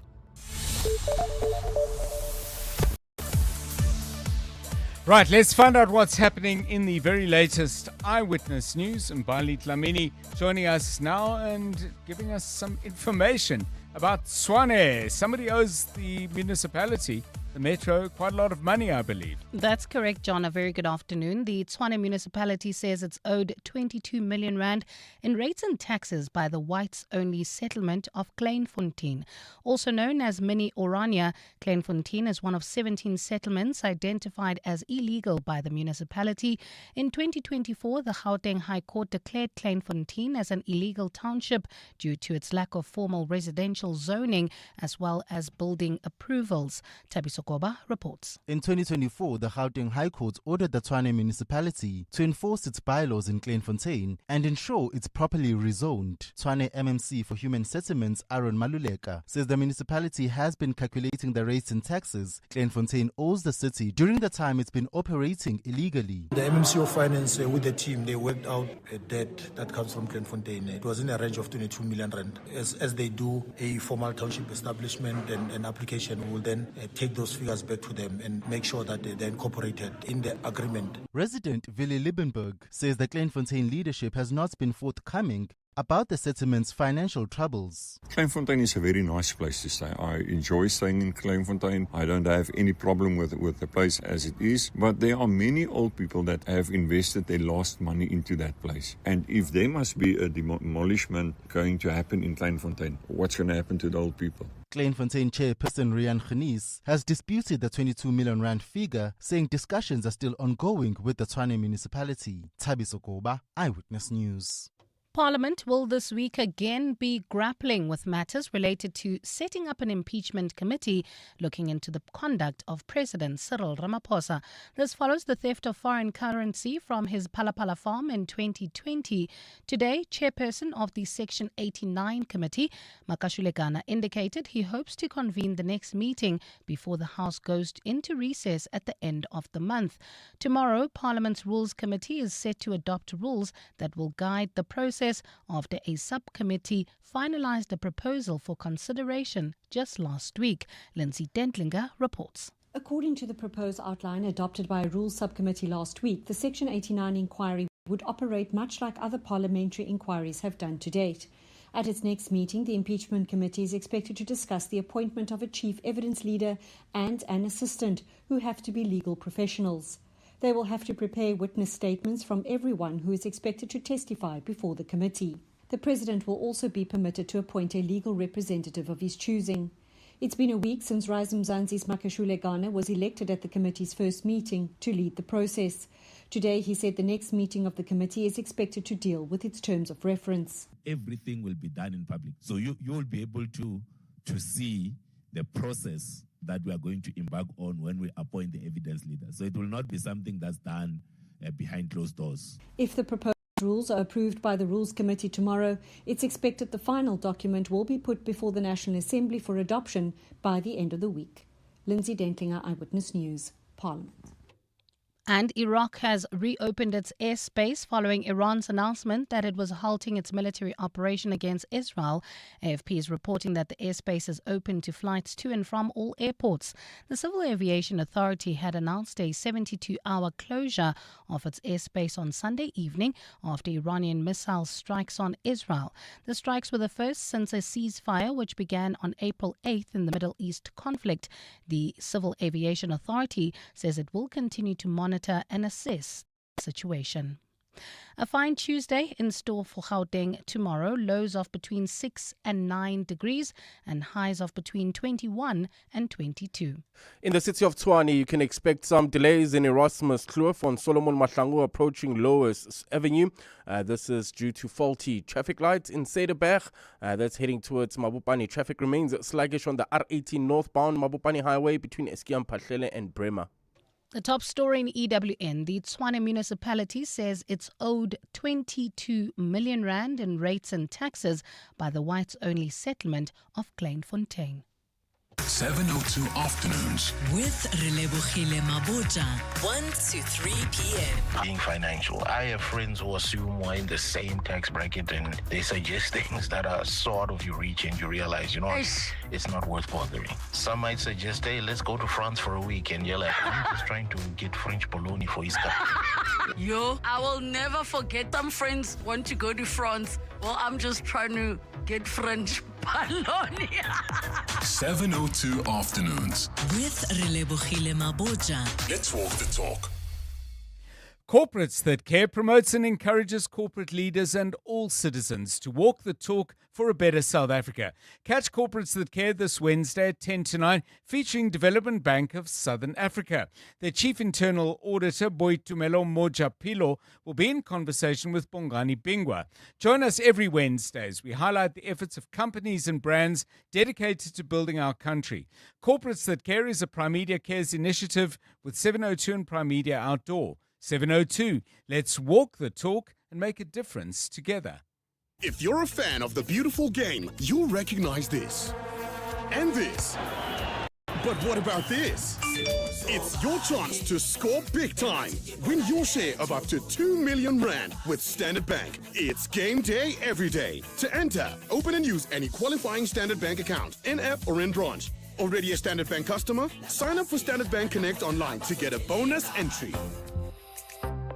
Standard Bank is an authorized FSP and registered credit provider. T's and C's apply.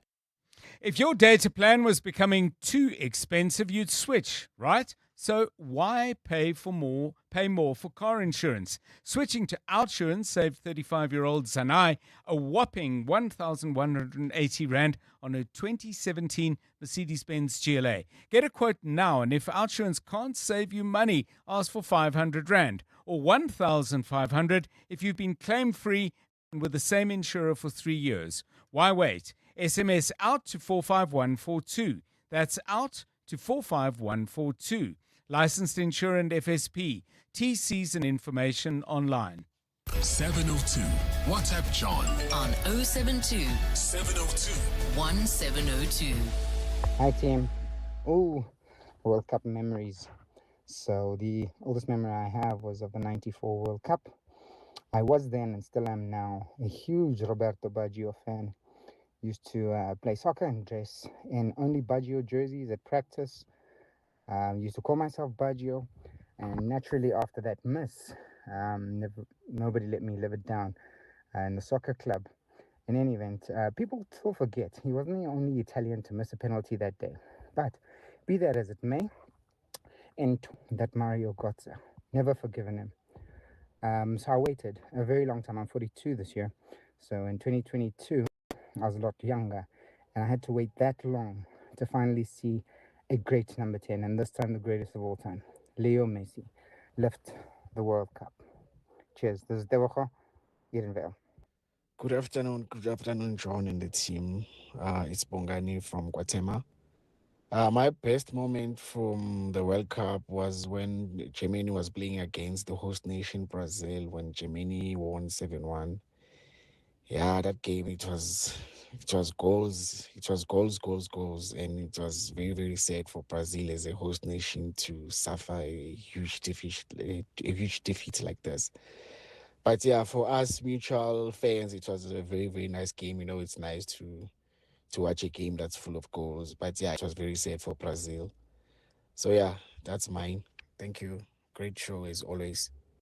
Oh, what a night they're going to have. But they might have number 7 here now. They have got 7. It's hammered in. An absolutely terrific strike from Schürrle, who has his second in a matter of minutes. And this embarrassment for Brazil is more acute by the minute. It is now a record defeat.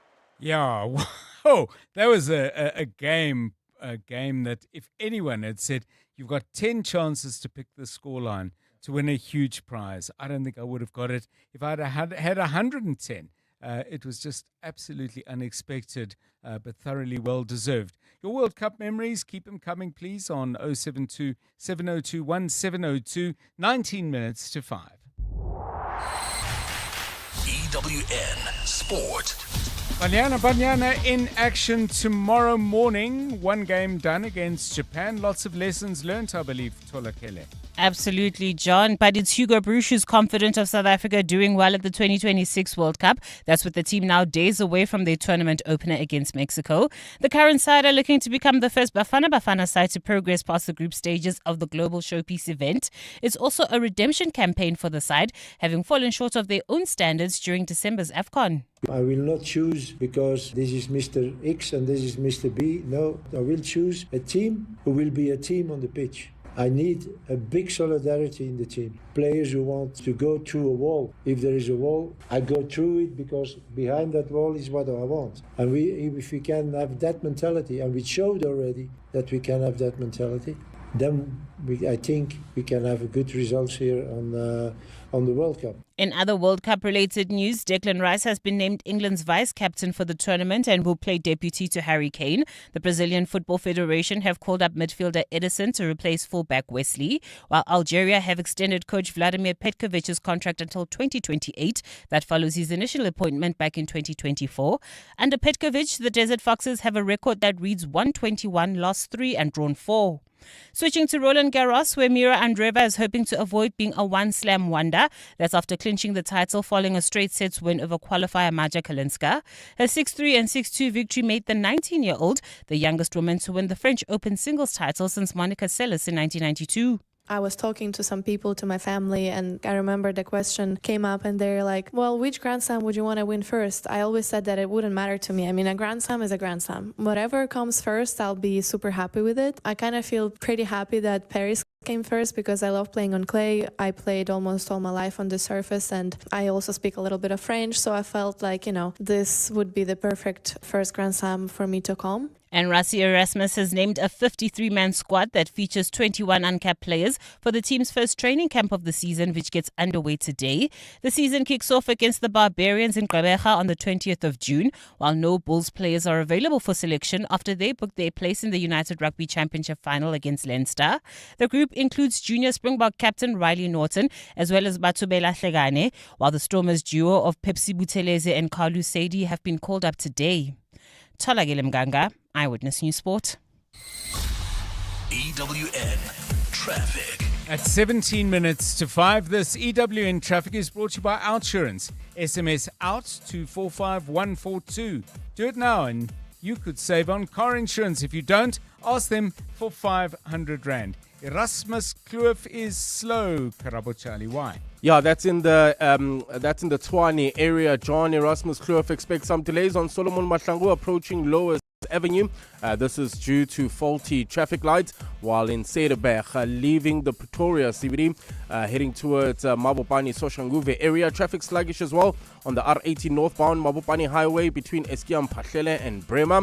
In the Joburg CBD, heading towards Boysens, also expect some delays on the M1 southbound between Jan Smuts Avenue and the Crown Interchange, while in Sandton, traveling towards Midrand, bumper-to-bumper traffic, M1 northbound from Greyston Drive to the N1 Allendale off-ramp. And finally, in Alex, there's also slow-moving traffic on the N3 southbound between the Beclue Interchange and London Road. If you come across any other traffic issues, kindly WhatsApp us on 072 702 1702. There's more EWN on air, online, and on the EWN app. Things people stress about in traffic. Number 52. Did the kids actually do their holiday homework, or are they going to make it my homework? Oh, the drama. Well, with the Outsurance Pointsman on your route, at least the traffic is one less thing to stress about. The Outsurance Pointsmen have been easing traffic congestion so we all get to where we need to be quickly and safely for the past 20 years. With Outsurance, you really always get something out. In partnership with 702, Outsurance is a licensed insurer and FSP. This Youth Month, 702 Drive with John Perlman commemorates the youth of 1976. Let's walk the talk. John is on X. at John Perlman. 702 Drive now, it's 4:45. Coming up, heat, global warming, dangerously hot classrooms. Study just released is looking at the ways in which hot classrooms can affect concentration and academic success. That story in a moment, coming up with Professor Carity Yale-Wright, who joins us from the South African Medical Research Council. John Perlman on 702. 3 to 6 p.m. Okay, so let's find out an answer to this question. What was that thing that you found boring as a kid, either because you had to do it or because you watched other people doing it, or a mix that you actually now really, really enjoy? Jonathan Fairburn has discovered he has green fingers. Yeah, afternoon, John. Yeah, so I mean, growing up, my aunt was, she loved gardening, and she had this immaculate garden when we used to play, cricket or soccer in the garden, and you'd kick a ball into the garden bed. Yes. She would have a fit, and I'd be like, oh, it's just flowers, really.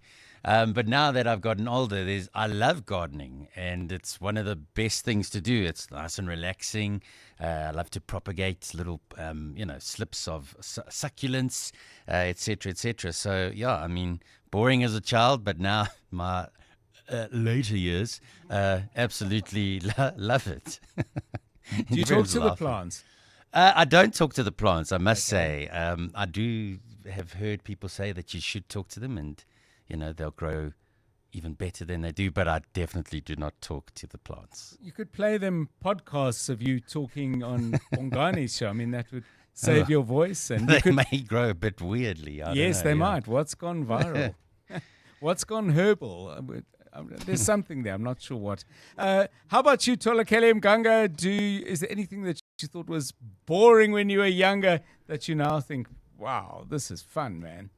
Definitely exercising in any form of physical activity. I think back to my days at Germiston High when it was Miss Murray who was in charge of PE, and she'd make us do swimming and play rugby and all of those hours of some form of physical exercise, because I just needed to plan out my day and also just sort out my thinking for whatever I'm dealing with. Karabo Charlie, what bored you as a kid that is now part of your day?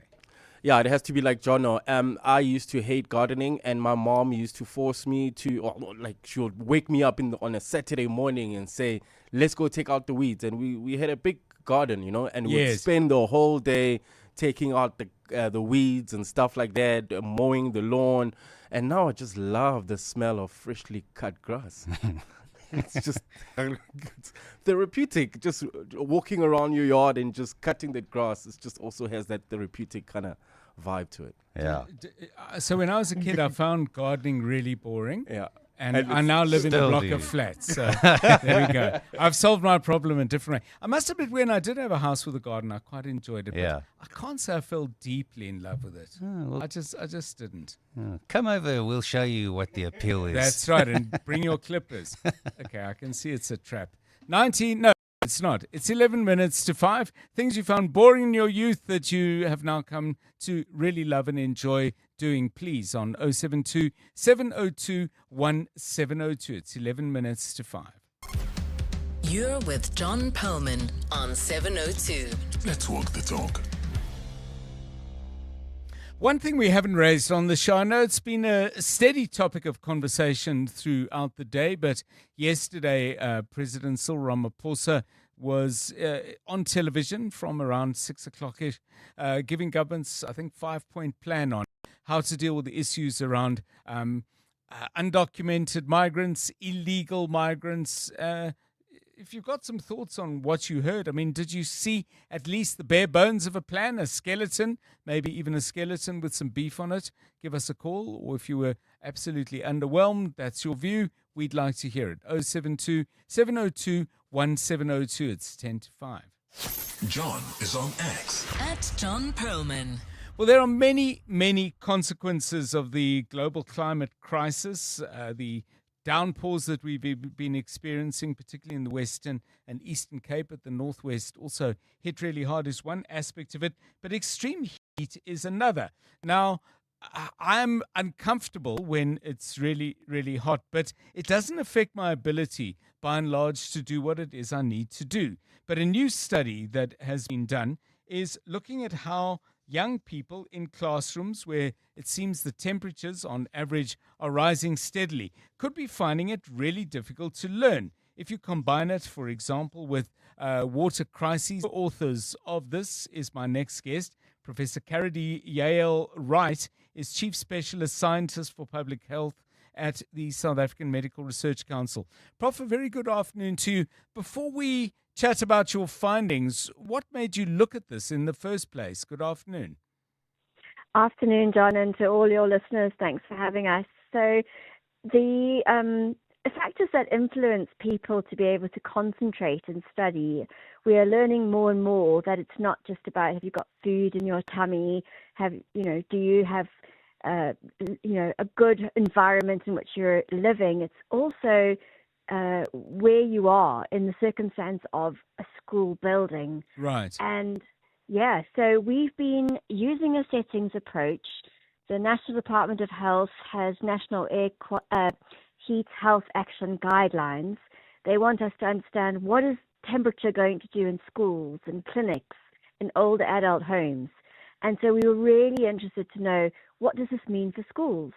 Could heat, in fact, and I suppose the opposite, because I'm standing now in Gauteng in Pretoria, it's cold. Could cold affect people when they're trying to focus on a subject or test? So, working with your colleague at the SAMRC, Natasha Naidu, you looked at a range of things.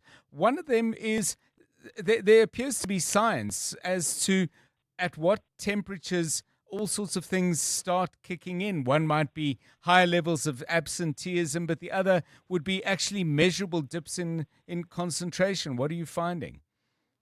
That's right. So the more evidence that we gather from South Africa, and we don't want to just look at Europe or America, we want South African evidence, we can see relationships between temperatures of certain levels and outcomes, whether it's and it's hard to talk about heat when it's winter, but in very hot months, children are suffering from things like dehydration, and this really brings the body down. The body can't cope, and so you're not able to necessarily get to school because your body is working against you. So the thresholds that we are working at understanding, not just from morbidity, which is ill health, but also from mortality. So we are seeing incidences of people dying at various temperature levels. Yes. That means that they are not able to, perform at. So we take those levels based on the mortality thresholds, and obviously we're not thinking about learners dying in classrooms. You would not want to see that at all. But we wanted to protect learners so that they can perform in environments that would be optimal for their health. Do we need to make some policy decisions? And I'm going to ask you as well, Prof, to talk about what you found in regard to school design. But should we be in particularly rural parts of South Africa where it can get extremely, extremely hot, be contemplating an earlier start to the school day? I know that my youngest daughter would really be angry with me if I said that should be done because no one wants to start early. But yes, timing around work environments, school environments is important. Definitely better to start earlier in the day when the light is up. I mean, we've never transitioned to a daylight saving in South Africa. I'm not saying that we should, but we should think about making our environments cooler, and they are cooler earlier in the day. Transitioning to a world which is going to be a warmer world may need us to rethink this. I'm not yet sure whether the need to change to an earlier start time, 7:30 is pretty early. Yes. I think it's more about transforming the environments in which young people are learning. Container classrooms, for example, are not a solution. They do not have the proper insulation to protect children in those environments from the outdoor temperatures. They often mimic the outdoor and indoor, become very similar. Yes. And very hot. So we've got to then think about cooler spaces where airflow can work better. Do we need to be sitting outside where ventilation is better during certain times? Yeah. One of the things that comes out very, very strongly in the piece that I've read off the website, The Conversation, Prof, is that a lot of this is exacerbated by educational poverty. So, for example, schools where ceilings are broken or non-existent, schools where kids walk a long way and arrive at school in a dehydrated state. These kinds of things, overcrowding and the impact of that on airflow, it is once again very, very clear that to the extent that which heat and children being overheated in this way affects their academic performance, is it's hitting the same kids who are undermined by all the other factors and all the other ways in which they're discriminated against. That's exactly right. And it takes us back to the point that we need to be doing the basics right. We need to get our service to ensure that people, children especially, can perform in classrooms. So that means that having all of our systems in place, working efficiently, would do a much better job at allowing children to get on with learning and essentially becoming a member of our workforce.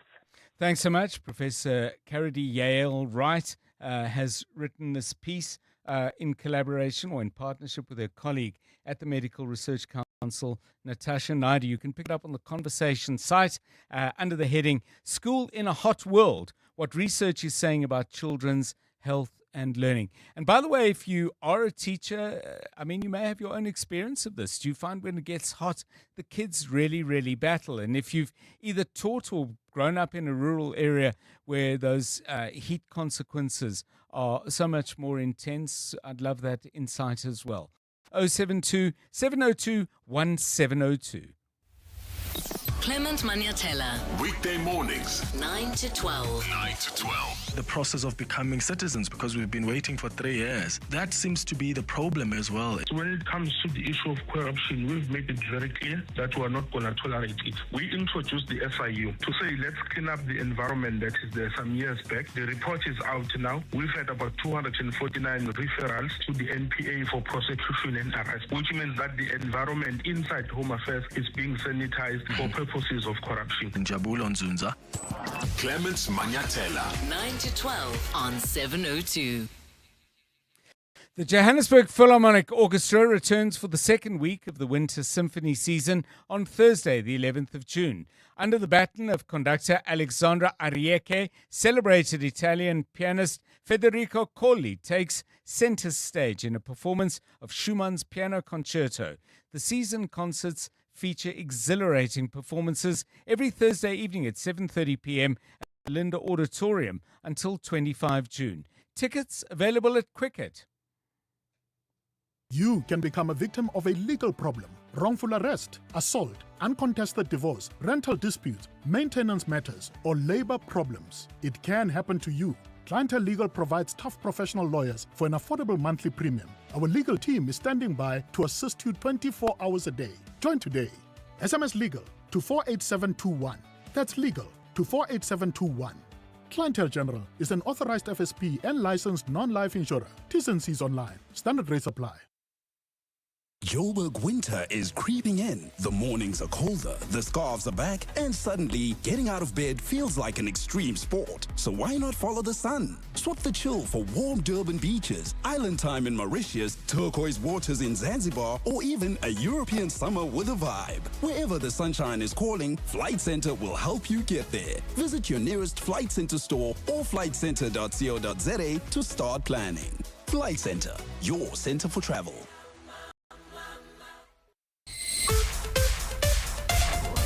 This is EWN. Anti-illegal activists insist the June 30 deadline still stands, and the finance minister is not backing down on plans for action against Joburg.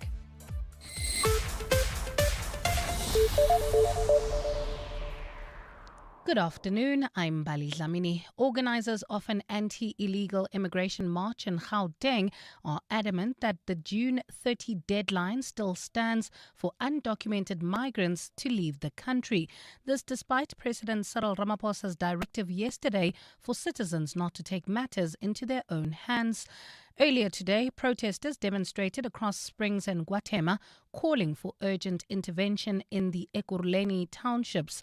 Mongezi Koko reports. Today's demonstration was heavily monitored by dozens of law enforcement officers and private security personnel. Activist Nkoskona Pagulumthakathi Ndabandaba has called on South Africans to prepare to build a wall along the country's borders, saying citizens should contribute materials including cement and bricks. He also clarified that the 30th of June is not intended to be a mass protest day, but rather a deadline for people who are in the country illegally to leave. Ndabandaba says he expects to lead a march of as many as 2 million people ahead of that deadline. The 30th of June is just a deadline. It's not an event. We are building up to that 30th of June as we do, and to sensitize our brothers and sisters from Africa, from the nearest countries. Meanwhile, the Border Management Authority says 663 Ghanaian nationals left South Africa over the weekend, while a further 168 Mozambique nationals departed on Sunday. Mongezi Koko, Eyewitness News, Springs. The Madlanga Commission has questioned Assistant Director for Investigations at IPID, Zelda Maposho, on why she described a suspected drug trafficker as a police informant without verifying the information. Maposho's testimony before the inquiry today has focused on the arrest of 3 law enforcement officials who were charged with attempting to steal a large consignment of drugs. In July 2021, police confiscated 751 kilograms of cocaine from a truck in Ayrton in the south of Joburg. Tabiso Koba reports. On the day of the drug bust in July 2021, 2 SAPS officers, 1 Gauteng traffic officer and a civilian by the name of Tumelo Nku were arrested for attempting to steal the drugs. The 3 officers opened a case with police what she was told Nku was a police informant. Why do you call him an informer? Does it mean that you accepted that he was an informer? Because you are stating it as a fact that he's an informer. That is the information that he gave us. However, the information was not verified because he mentioned the handler as a certain general who already passed on. Today, the Madlanga Commission was showed WhatsApp chats between Ku and Gauteng traffic officer Samuel Mashaba, making plans on how the truck carrying the drugs can evade the police. Tabiso Koba, Eyewitness News. Finance Minister Enoch Godongwana is doubling down on a threat to withhold money from the city of Johannesburg. He says this will go ahead if matters related to its unfunded adjustment budget are not settled by the end of this month. Last week, the Auditor General delivered a grim picture of the city's finances, with the municipality achieving a qualified audit for the 2024-2025 financial year. In a written parliamentary response to the DA, Godongwana has clarified the terms he put to the city last month and the steps he plans to take if they are not addressed. Lindsay Dentlinger reports. Minister Enoch Godongwana says he expects the City of Johannesburg to address the credibility challenges identified in revenue and expenditure, which led to the adoption of an unfunded adjustments budget in March. He has also instructed the municipality to ensure a funded budget is adopted for the 2026-27 financial year and that a 10.3 billion rand wage agreement is reviewed, saying it's unaffordable. Just last week, the DA threatened court action against Godongwana as it looks to put pressure on him to act against the city, arguing its revenue projections will not cover the 2026 budget. In his response to the party's Wendy Alexander, Godongwana says he expects all the concerns outlined in his letter to the council last month to be ironed out by the end of this month. Failure to do so, he says, will lead to him invoking Section 2162 of the Constitution to withhold the council's July tranche of the equitable share. Lindsay Dentlinger, Eyewitness News, Parliament. The Gugulethu Business Forum has paid tribute to renowned Cape Town Shisanyama king Mzoli Ngqawuzele. Ngqawuzele, the founder of the popular Gugulethu eatery Gwamzoli, died yesterday at the age of 72. His business became a global attraction, drawing tourists to Cape Town for its local cuisine, culture and atmosphere. Forum chairperson Mlungisi Mazana has described Ngqawuzele as a giant who pioneered business in that area. Having said that, Zoli did not only his family one of the greatest business run, but what he did in his precinct, quite a number of businesses mushroomed. The giant has rested, and we're saying farewell, Zoli. Close friend, Advocate Rod Solomon says, You go to Gooks, you go to Mzoli's, there's a Rainbow Nation. People from the suburbs, the Cape Flats, the townships, internationally were all there. And a Finnish court has sentenced the former head of a berry procurement company to 2 years and 6 months in prison. It's understood Joka Christo recruited dozens of berry pickers and made them victims of human trafficking. According to reports, the victims were all Thai nationals recruited to pick wild berries across several locations. Today's verdict and conviction are not final yet and may be appealed. Gold is trading at $4,319.70 an ounce. The rand is at 16.51 to the dollar, 22.02 to the pound, 19.04 to the euro, and Brent crude oil is at $94.38 a barrel. Lenasia heading towards Protea Lane. Traffic remains heavily backed up on the N12 westbound between the Golden Highway and Klipspruit Valley Road, while if you're driving towards Germiston, there's slow-moving traffic in Alex. This is on the N3 southbound from the Between Change to London Road, and in Erasmus Kloof, Pretoria. Expect some delays on Solomon Mahlangu approaching Lois Avenue. This is due to faulty traffic lights. In your sport, Hugo Bruch tells Bafana Bafana to play like lions as they participate in a first World Cup since 2010. Serena Williams says she has nothing to prove as she prepares to return to tennis after a 4-year break. And Handré Pollard looking to improve his kicking as the Bulls seal URC final berth. A fine Tuesday in store for Gauteng tomorrow. Johannesburg drops to overnight lows of 9 degrees, peaking at 21. Pretoria 8 and 22, and Vereeniging 6 and 21 degrees. The top story in EWN this hour. Organizers of an anti-illegal immigration march in Gauteng and Ekurhuleni are adamant that a June 30 deadline still stands for undocumented migrants to leave the country. EWN, in touch, in tune, and independent. For the latest, visit ewn.co.za or download the EWN app.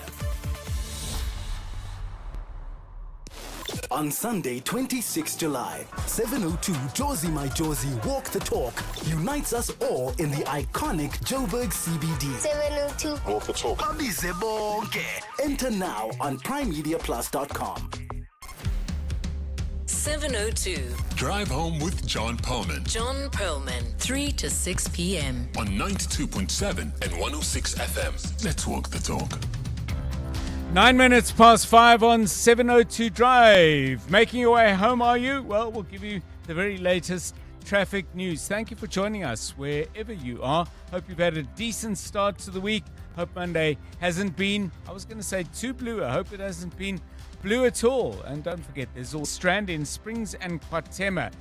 To be specific, those communities with a response today in effect to much of what President Cyril Ramaphosa said about government's plans to deal with undocumented and illegal migrants. The march attracting a large crowd by all accounts. Mongezi Koko was there, and he joins us shortly to tell us what people said and what he saw. Madlanga Commission of Inquiry once again dealing with the way police deal or don't with their seizure of large consignments of drugs. The detail that is emerging about the way in which these crime scenes are processed, the way in which investigations lines of investigation are pursued, and crucially, the way all this contraband, these narcotics are actually looked after. Really hair-raising stuff. Tabiso Gorba is watching and listening and pulling out the key points for us. He joins us in this half an hour as well. We asked you about things that you regarded as boring when you were younger that you've come to love. Quite a few of you have sent your voice notes. I will be delighted to hear some of those. Give us a call on that.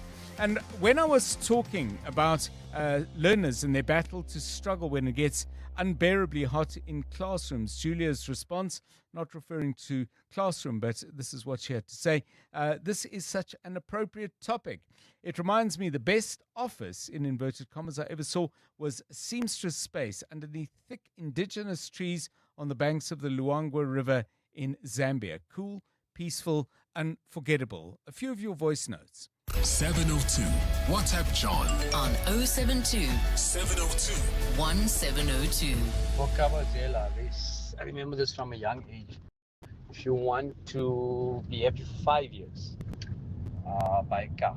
If you want to be happy for 10 years, get married. If you want to be happy for a lifetime, grow a garden. Good afternoon, Dr. John and 702 listeners. The thing that I hated or I didn't like, it's not when I was a kid, but up to recently, it was golf. I thought it was a lazy man sport, climbing a cart, going to hit a ball and back onto a cart. But since I've started playing it, it's one of the favorite and most interesting things that I enjoy the most. Thank you. Rugby, I would look at my family and be like, yeah, they're screaming at a TV and going absolutely insane. That's what I found boring as a child. I'm now just as bad as an adult. It's insane. Voice horse, all of it. Yeah, I mean the number of people over 2 highly successful World Cups and so much great, from the biggest of them like Eben Etzebeth to someone way smaller but just as effective, Cheslin Colby. I mean, it's been an extraordinary time. And for those of us who perhaps followed the game longer, a little bit older or a lot older, in some cases, boy, did we watch through some bleak years. But I think it's great that so many people are just enjoying it all so much. Music now. We asked you, and this is what we're going to do for our music theme a little bit later in the show, bands or artists that have a number in their name. Alice got in nice and early, sometime around just after 3:15 with a gorgeous song, actually, and a great band, The 3 Degrees. When will I see you again? But this is what we started off with.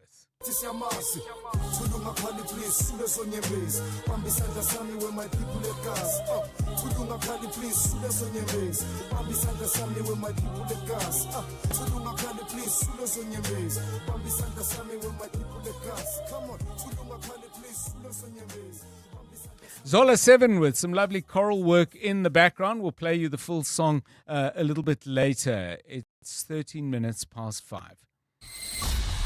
EWN Traffic. This EWN Traffic is brought to you by Outsurance. SMS out to 45142 now. You could save on car insurance. If you don't, ask them for 500 Rand. Lenasia is slow. Karabo Charlie. Yeah, that's heading towards Protea Glen. Expect heavy delays. This is on the N12 westbound between the Golden Highway and Klipspruit Valley Road in the Joburg CBD. You can also expect some delays on the M1 southbound from Jan Smuts to the Crown Interchange in Sandton, heading towards the Midrand bumper-to-bumper traffic. M1 northbound from Greyston Drive to the N1 Allendale off-ramp, while in Alexandra there's slow-moving traffic on the N3 south between the Between Interchange and London Road. In the city of Tshwane, expect some delays in Erasmus Kloof. This is on Solomon Mahlangu approaching Lois Avenue. This is due to faulty traffic lights. Sederberg heading towards Soshanguve.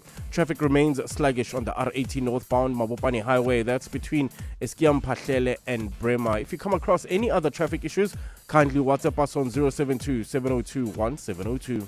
There's more EWN on air, online, and on the EWN app.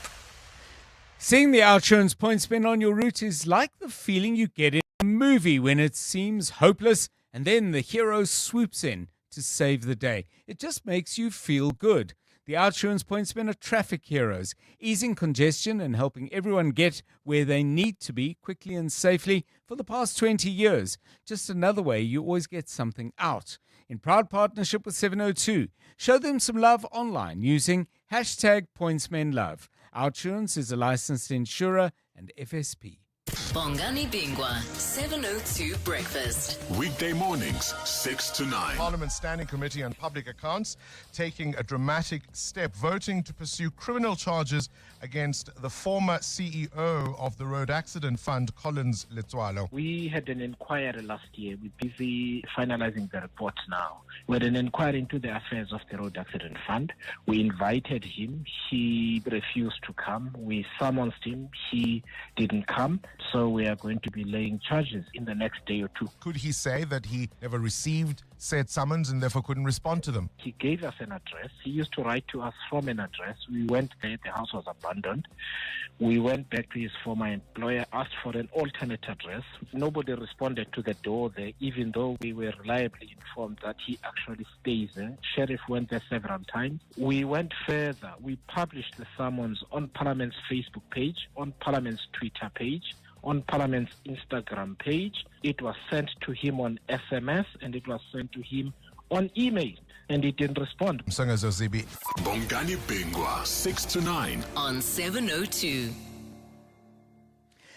The 702 Josie My Josie Walk the Talk is calling on you to walk with the people, for the people on Sunday, 26 July. Babize Bonke. And this year you can choose from 3 different inner city routes. The 15-kilometer Mandela Bridge route takes you from Ellis Park through town, up to and through the Constitutional Hill precinct, down to Bromfontein and over Mandela Bridge. Then it's through Newtown and past the Market Theatre and back to Ellis Park. So whether you're taking on that 15-kilometer walk, 5Ks or 8Ks, enter now on primemediaplus.com and get ready for the 702 Josie My Josie Walk the Talk, hosted by the City of Johannesburg. Outsurance business insurance, the cost was far less. I even have better benefits. Outsurance business insurance clients know that it pays to switch. And did you know you get 24/7 access to panic assistance, roadside assistance, and even office assistance for guest houses, catering companies, and all other businesses. Get a quote today and see why it pays to switch to Outsurance business insurance. Visit outsurance.co.za or call 08600 60000 today. Licensed insurer and FSP. TCs and information online. Limits apply. There's so much health information out there, but how do you know what to trust? Catch the Clement Manyatela Show tomorrow from 9 a.m. for Health Matters by Cipla Africa, where we'll be unpacking important health conversations designed to help you better understand your body and well-being. Health Matters by Cipla Africa is a trusted hub, bringing you expert-led health conversations that you can trust. Then head to the Prime Media Plus app or primemediaplus.com. Scroll to Prime Media Highlights and watch the latest Health Matters video featuring leading experts and thought-provoking conversations. Or WhatsApp the keyword health to 072 702 1702. We'll send you the link to all the content. This Youth Month, 702 Drive with John Perlman Commemorates the youth of 1976. Let's walk the talk. You're with John Perlman on 702. Okay, let's get into what's happened today at the Madlanga Commission of Inquiry. You've probably been aware, but if not, let me just put this on the record. Quite a thread now of witnesses and a long conversation about potential corruption and criminality in the South African Police Service when they deal with large consignments of narcotics that they've intercepted and seized. Front and center last week was very much drugs stolen from a Port Shepstone facility, but there's been a lot to talk about a major drug bust that took place in Johannesburg in July 2021. All of it focused on the area of Aeroton. Thabiso Goba has been watching this closely in the witness box today, or on the witness stand. I'm not sure it's quite a box. Witness stand. Thank you, Thabiso. Is Hawks Lieutenant Colonel Nkwana Sibola, and he's been talking at great length about procedures followed. One of 2 witnesses today, Thabiso, but let's start with Colonel Sibola. What did he reveal? Because this Eriton bust has been in the spotlight before. What came out today that was new? Good afternoon, John. So Sebola had testified before at the Madlanga Commission, but now he's returned. The role of Mr. Sebola here, John, you remember that we've spoken about this Eriton bust in Johannesburg and around sort of the strange incidents that happened in terms of the fact that one of the first officers to arrive there was a crime analytics officer. This is a man who's supposed to be behind a desk analyzing crime statistics, yes. But for some reason he went to a drug bust. He was also there with the warrant officer Pakula. He's also part of the National Intervention Unit.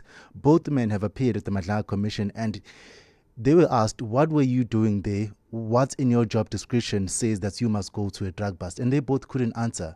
So Sebola, the gentleman was testifying today, he arrested both the two officers, and he also arrested a Gauteng traffic officer and a civilian by the name of Tumelonku. Now, Tumelonku is the major player here because Tumelonku was the two officers who were arrested when they appeared at the Madlanga Commission. They said he was an informant. Tumelonku allegedly informed a Gauteng traffic officer who then informs a crime analyst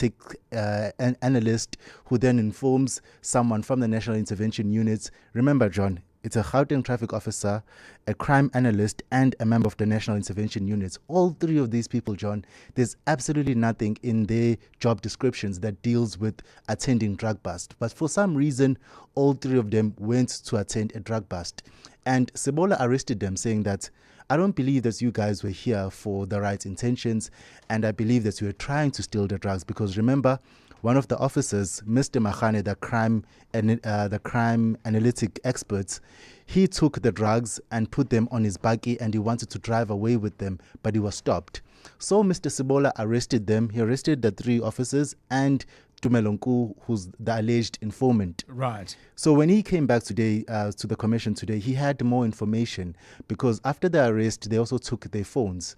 And what he found in the phones is that Tumelonku was not necessarily he believes he wasn't necessarily an informant, but he was actually a drug trafficker because there was communications between Tumelonku and the Gauteng traffic officer, Mr. Samuel Mashaba, where they were coordinating a plan to ensure that these drugs were not intercepted by police.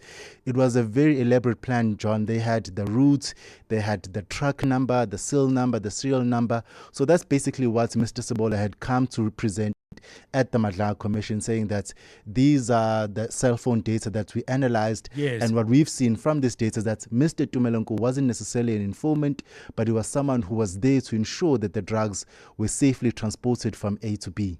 Yeah, it's an extraordinary story. And now we're starting to hear about the police's own investigation into this, because stepping up next was Assistant Director responsible for investigations at IPID, the Independent Police Investigative Directorate, Zelda Maposho.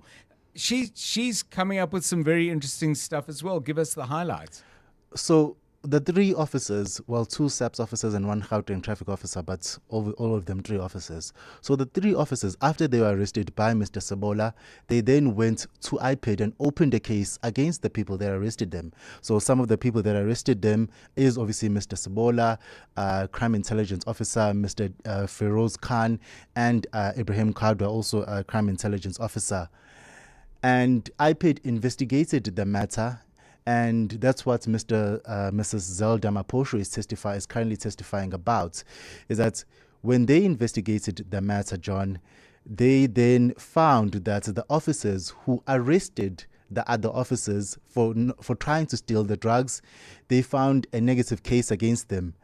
So IPID then referred Mr. General Feroz Khan, Mr. Sebola, and Mr. Kadwa to the NPA for prosecution. However, the NPA declined to prosecute, saying that this is a dispute between two intergovernmental departments. Right. It's not necessarily something that we should be that can lead to a prosecution. So the NPA doesn't take up the IPID's referral to prosecute. And then IPID also made a negative referral against Mr. Sebola to the Hawks. Mr. Sebola works for the Hawks. However, the Hawks said that we are not going to initiate any disciplinary hearings against Mr. Sebola because we believe that he was right in arresting these officers because those officers had nothing to do in that scene. And then there was also another referral that was made to SAPS against Mr. General Feroz Khan. And then SAPS also held a disciplinary hearing against Mr. Khan in which he was found not guilty. Just a small anecdote in terms of that disciplinary hearing where Mr. Khan was found not guilty. The chairperson was the KZN Police Commissioner, Mr. not Julius, and Mr. Ntlantla Mkhwanazi.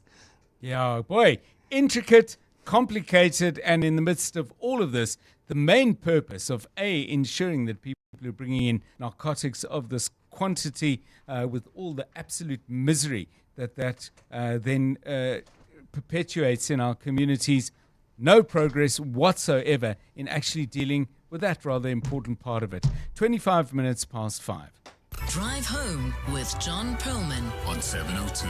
Let's walk the talk. Well, last night, President Cyril Ramaphosa outlined government's plans to deal with illegal and undocumented migrants. Today, on the streets of the town of Springs, beginning out in one of its townships, KwaThema, a protest of people, and a large one too, taking to the streets to express their views on this issue. Mongezi Koko was with him from early in the day and joins us to summarize what people were saying and what did they say in response to the president's plan, if anything at all. Mongezi, your summary of what must have been a very interesting day. Good afternoon.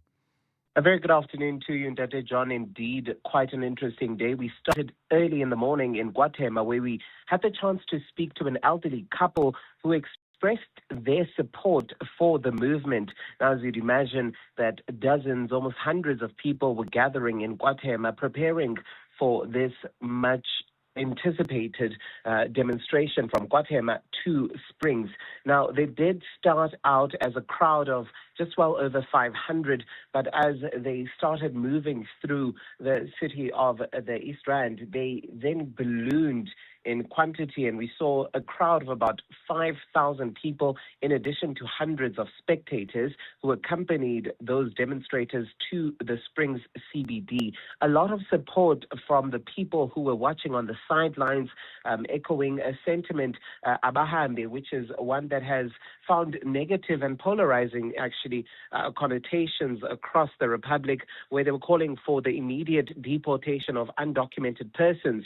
Now, a key sort of factor during today's demonstrations was the rejection of the proposed 5-point presentation by President Cyril Ramaphosa last night, in which many of the demonstrators and the leaders, including Ngizwe Mkhulu and Phakelo Mthakathi, Nkosikhona Ndabandaba, who then said that this 5-point plan really speaks to what government is already doing, and they believe that it's failing in terms of dealing with illegal immigration. They then made suggestions such as those who would be gathered in many of the future rallies and demonstrations that are scheduled to piece together about concrete and bricks, and they will start the process of then building a wall at some of the land borders, namely Beitbridge and Lebombo, just to minimize and assist government in taking control of this illegal immigration situation. Otherwise, the protest itself, and Dr. John, remained peaceful throughout. There was no incidents of violence or vandalism, damage to infrastructure. There were isolated and sporadic incidents of confrontation between the protesters and the people that they deemed to be undocumented persons, but police were quick to step in and to ensure that it didn't devolve into something that potentially could have turned violent. Now, to stress what else was brought forward by those participating was that the 30th of June remains a deadline in which they have put out for undocumented persons to leave the Republic and to only return following the right channels. Now, they say that the 30th of June is not necessarily a day for mass protest action, but instead a deadline in which they say they will enforce by continuing to take to the streets. Now, another important and very contradictory note that was made by some of these leaders of these organizations was that they anticipate a crowd of about 2 million leading up to that deadline, and they say they'll be marching through various cities across the Republic, which then begs the question on whether it is indeed going to be a day of mass protest or simply just a deadline, as they claim. Mongezi Koko, thank you. If you live out in Springs or in the that part of Springs, that is KwaThema. You may have seen the demonstration come past. Give us your thoughts, if you like, on 072 702 1702. 29 minutes past 5. Time for business. EWN Business. Stephen Curtis, a very good afternoon to you. Afternoon, John. Well, the JSE All-Share ending down 0.17% at the end of the day. Pushed lower partly because of lower platinum prices, 111,090 points. Financials up 0.63, industrials up 0.61, but resources down 2% on the day. It's the usual suspects, John. Implat's down nearly 5.5%, Northam down 4.3%, Sibania down over 4%. One or two of the gold miners down a little bit too. Harmony's down 3%, and Optasia is down 2.31%. Strong day for Sun International. They're up 3 2/3%, and then Omnia, they're up 3 1/3% on the day. The mining, chemicals, and agricultural group, their headline earnings per share up 21%. They've been able to increase their operating margin. We'll speak to their CEO on the Money Show this evening. The financial services group Signia, their profits up 25% today. Headline earnings per share up nearly 22%. And the cement mixer PPC, their headline earnings up 25%. They didn't sell much more cement here. In fact, demand here seems to be relatively low. But their sales were up 18% in Zimbabwe. Also, that CEO on the Money Show tonight, we'll ask him what that tells us about what's happening with infrastructure here in South Africa. So, some of the financial shares up strongly. Santam's up 3 1/3. Old Mutual's up 3.18. PSG's up nearly 3%. Also, the Tiger Brands is up 2.95% on the day. And the Foschini Group, after their update, their results out on Friday, they're up 3%, so a nice strong day for them. In the US, so really a huge amount of money taken out of the NASDAQ on Friday. Lots of speculation that this is to basically people have been selling shares to get enough money to buy into the SpaceX IPO, the initial public offering on Thursday. So the NASDAQ bouncing quite strongly. The Dow Jones up 0.39, the NASDAQ up 1.78, the S&P 500 up 1.1% on the day. The gold price, $4,327.54 an ounce platinum, $1,752.90. The rand to the dollar, 16.49 to the euro, 19.04 to the British pound, 22.01. On the Money Show tonight, we'll talk about the upgrade that we got from Fitch over the weekend, how we're spending 16% more money on snacks than we did last year. I mean, wasn't me. Well, we should all weigh 16% more if that's the case. I mean, wow. And then everything you've ever wanted to know but are too scared to ask about the world of direct marketing.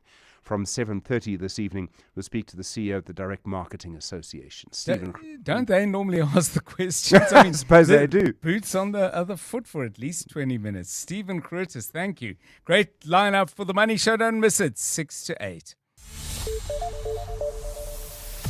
27 minutes to 6 o'clock now. The latest news, and Bali Dlamini with us once again. Good afternoon. Thanks, John. Good afternoon. Rise Mzansi has defended its decision to declare a 30 million rand loan write-off as a donation, saying the arrangement fully complies with South Africa's political party funding laws. Its president, Songezo Zibi, says the loan, originally taken to fund the party's 2024 election campaign, was written off after Rise Mzansi struggled to repay it. He says the party had already paid more than 1 million rand back, but it was unable to settle the outstanding amount. Zibi briefed journalists on the matter in Rosebank today after the IEC raised concerns over the write-off just last week. The Party Political Funding Act requires that if you owed somebody money and they say you don't have to pay it anymore, you must declare that as a donation because it's a financial benefit. So there's no money that's changed hands. This is a benefit because the loan has been written off. The Western Cape government has received 29,000 doses of the new injectable HIV prevention drug, lenacapavir. The twice-yearly injection has been added to the country's existing oral prevention offerings. Western Cape Health and Wellness says the rollout forms part of efforts to reduce new HIV infections in the province. Camry Clark reports. The initial allocation of 29,000 doses has been directed to the City of Cape Town Metro. The drug will be made available at 22 health facilities facilities located in communities with the highest HIV burden after the province acquired an additional 24,000 HIV infections over the past year. On the first day of treatment, patients received 2 injections and 2 oral tablets at the clinic, followed by 2 more tablets to take at home the next day. Lenacapavir begins working on the 3rd day through a slow-release mechanism that provides protection for up to 28 weeks. Patients must then return to the clinic 1 month later for follow-up assessment. Camray Clark, Eyewitness News, at the Symphony Way Community Daycare Centre in Delft. And in Armenia, the Civil Contract Party has won parliamentary elections after securing at least 49.8% of the vote. Its leader, Prime Minister Nikol Pashinyan, says this signals Armenia's move to the right direction. According to analysts, the victory signals an endorsement of the nation's pro-Western shift. It follows threats from Moscow and claims of Russian interference. Pashinyan had the backing of Europe and the United States ahead of the vote. He has drifted from Moscow since 2023, with Armenia criticizing Russia for not coming to its aid when Azerbaijan recaptured Karabakh. A fine Tuesday in store for Gauteng tomorrow, lows of between 6 and 9 degrees and highs of between 21 and 22. Lenasia, we still have bumper-to-bumper traffic N12 westbound between the Golden Highway and Klipspruit Valley Road, while in Erasmus Kloof, faulty traffic lights at Solomon Mahlangu and Lewis still causing heavy delays. And if you're leaving the Pretoria CBD, there's slow-moving traffic in Hermanstad on Eskiam Pahlele between WF Nkomo and Lavender. The top story in EWN, Rise Mzansi, has defended its decision to declare a 30 million rand loan write-off as a donation, saying the arrangement fully complies with South Africa's political party funding laws. Clement Maniatella. Weekday mornings, 9 to 12. 9 to 12. The process of becoming citizens, because we've been waiting for 3 years. That seems to be the problem as well. When it comes to the issue of corruption, we've made it very clear that we are not going to tolerate it. We introduced the FIU to say, let's clean up the environment that is there some years back. The report is out now. We've had about 249 referrals to the NPA for prosecution and arrest, which means that the environment inside Home Affairs is being sanitized for purposes of corruption. Jabulo Nzunza. Clement Maniatella. 9 to 12 on 702. What if the problem you face became the business that changed everything? That's what Nedbank Business Ignite on 702 is all about, with this year's theme, My Pain, My Purpose, My Solution. We're calling on small businesses that turned real challenges into powerful ideas. You could win 200,000 Rand in cash, plus mentorship, business support, and tools to help you grow sustainably. Enter Nedbank Business Ignite on 702 now at primemediaplus.com or igniteyourbusiness.co.za. See money differently. Nedbank, an authorized FSP and registered credit provider. T's and C's apply. My name is Richard Sutton, and I'm the host of the podcast Shift Happens. This podcast is about you and the seasons of growth, change, and transformation that shape who you become. My guests are people who have walked long, difficult roads and along the way developed the tools and skills they needed not just to survive, but to thrive and make a real impact in the world. So if you're feeling stuck, uncertain, or searching for what's next, this podcast is for you. Welcome to Shift Happens. Now streaming on primemediaplus.com, the Prime Media Plus app, Spotify, and Apple Podcasts. I'm Samela Kelpoy, an actress and a mum. Do you know what's in your cupboard? I've been trying to be intentional about the food I buy and keep in my cupboard. Unhealthy packaged foods can lead to hypertension, heart disease, and diabetes. Support front-of-package warning labels on unhealthy packaged foods, high in saturated fat, sugar, and salt. Join me. Sign the petition on healer.org. That's HEALA.org. 702. WhatsApp John on 072 702 1702. Good afternoon, Dr. John, 702 Landers. The thing that I found boring as a kid, or didn't particularly like, was radio. I was not a fan of radio until my dad bought me like a radio to help me prepare for my matric finals, and I've been a fan ever since. I've been a huge fan. Hi, Tata John. Yeah. Funny enough, what I used to hate as a child, but now I'm enjoying, is listening to news. Like right now, I'm listening to 702. It's something that I wouldn't have even bothered. I remember when my dad opened up the news channel, I would just go to my room. But now, yeah, fast forward, now I'm listening to 702 in the morning and in the afternoon. Yeah, that's me. Thank you. Things I found boring as a kid, but now love as an adult. Making a cup of tea or coffee. If my mom heard that I was in the kitchen, she would ask me to boil a cup of water and make her some tea, which was a grudge chore at the time. And I rolled my eyes every time, thinking, how much tea can grown-ups really drink in a day? How much coffee can grown-ups drink in a day? Why do you drink coffee when it's hot? Why do you drink tea when it's hot? Absolutely hated and detested it as a chore. Now as an adult, there is nothing more therapeutic. I look forward to my first cup of coffee for the day. I have a tea ritual and different types of flavors and blends of tea. So yeah, how the mighty have fallen. So in Wendywood. Thank you. How the mighty have fallen. It's just you move through the gears of life and realize that something that seemed to you tedious, no pun intended, and, well, sort of intended. And then you decide, oh, this is pretty nice. 19 minutes to 6, things that you found boring when you were younger that you absolutely love right now at this particular moment in your life. 19 minutes to 6, as I said, time for sport. EWN Sport. Tolakele, the World Cup draws closer. Absolutely, John. And ahead of it, Hugo Broos has told his players to leave it all out on the field. That's when they open their 2026 FIFA World Cup campaign against Mexico on Thursday. South Africa go into it winless in 5 games, having last claimed a victory against Zimbabwe in their final group game at December's AFCON. But they'll be looking to make history by becoming the first Bafana team to progress past the group stages in what will be the Belgium coach's last tournament before retiring. All South Africa is supporting her.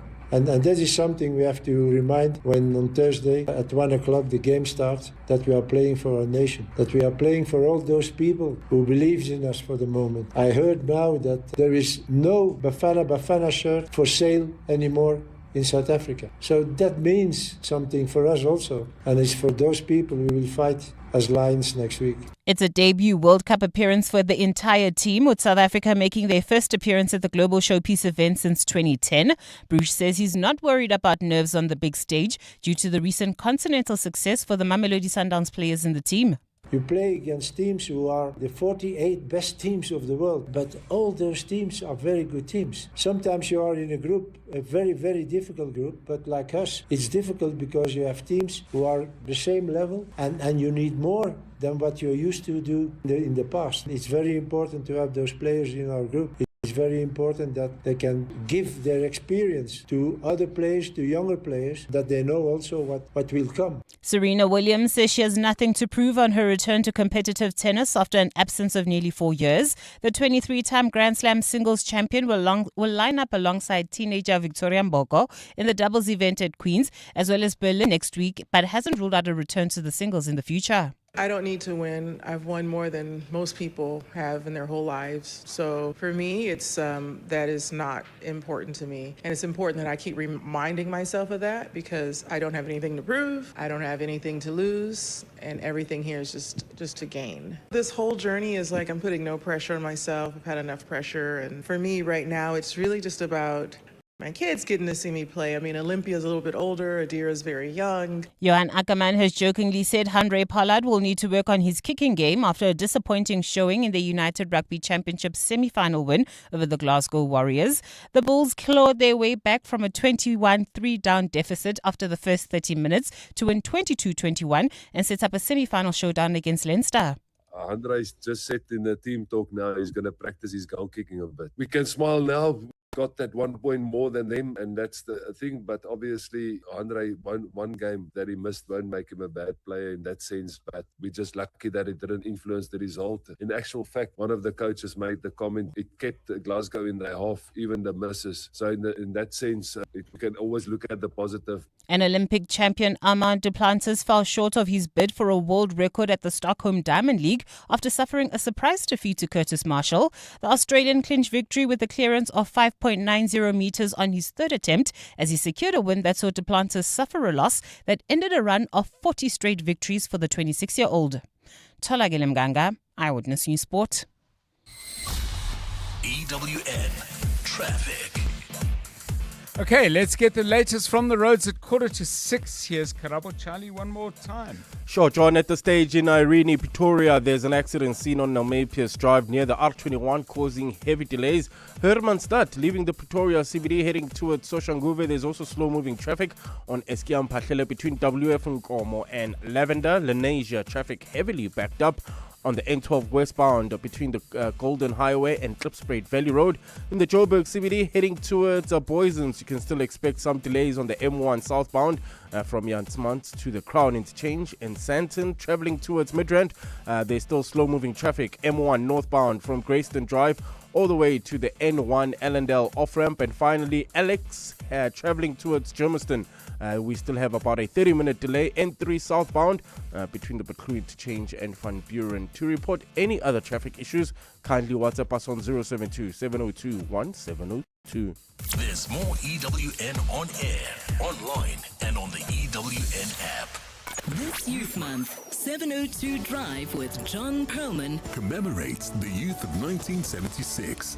Let's walk the talk. Drive home with John Perlman on 702. Let's walk the talk. Time now to end the show with some music and to exercise your creativity. We asked you to come up with songs from bands or artists who had a number in their name. So a lot of you have sent through some really excellent suggestions, but let's just go back to where we started. And Keta Swane picked out something by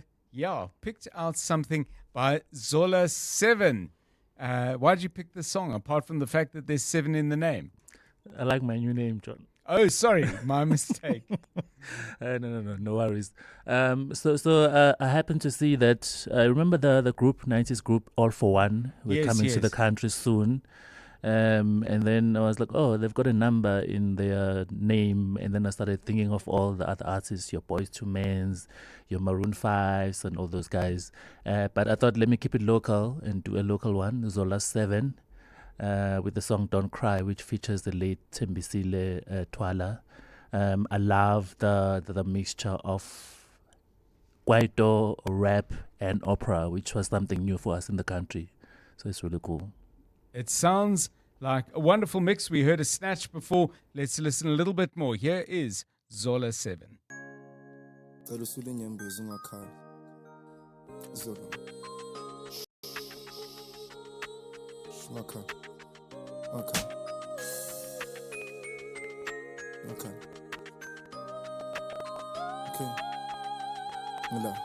Anytime.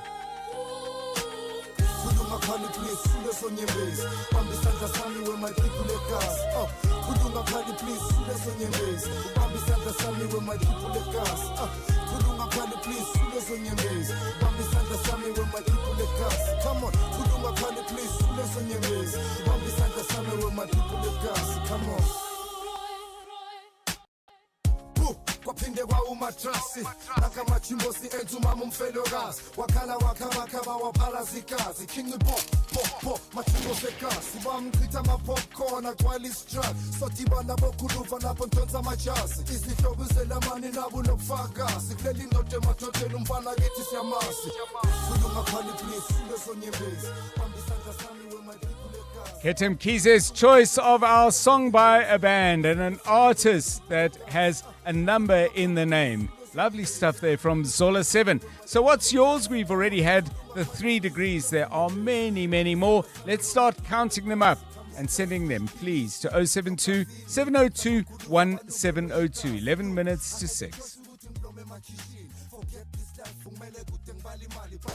Africa Milani. Weekday mornings, 4 to 6. Dealing with the issue of illegal migration, where ultimately he vowed to take action. John, you were listening to that address, I imagine, yesterday. What are your thoughts? There's a saying in Chivenda that says, Shangola Shaya Tovera and Mulan. Interpreted is that where there's no leader or leadership, people eat one another. That is the situation in our country now. We've got no government. You might not agree with administration, but to make as a statement of fact that we have no government is simply not true. Well, it's very weak and not doing what it's supposed to do.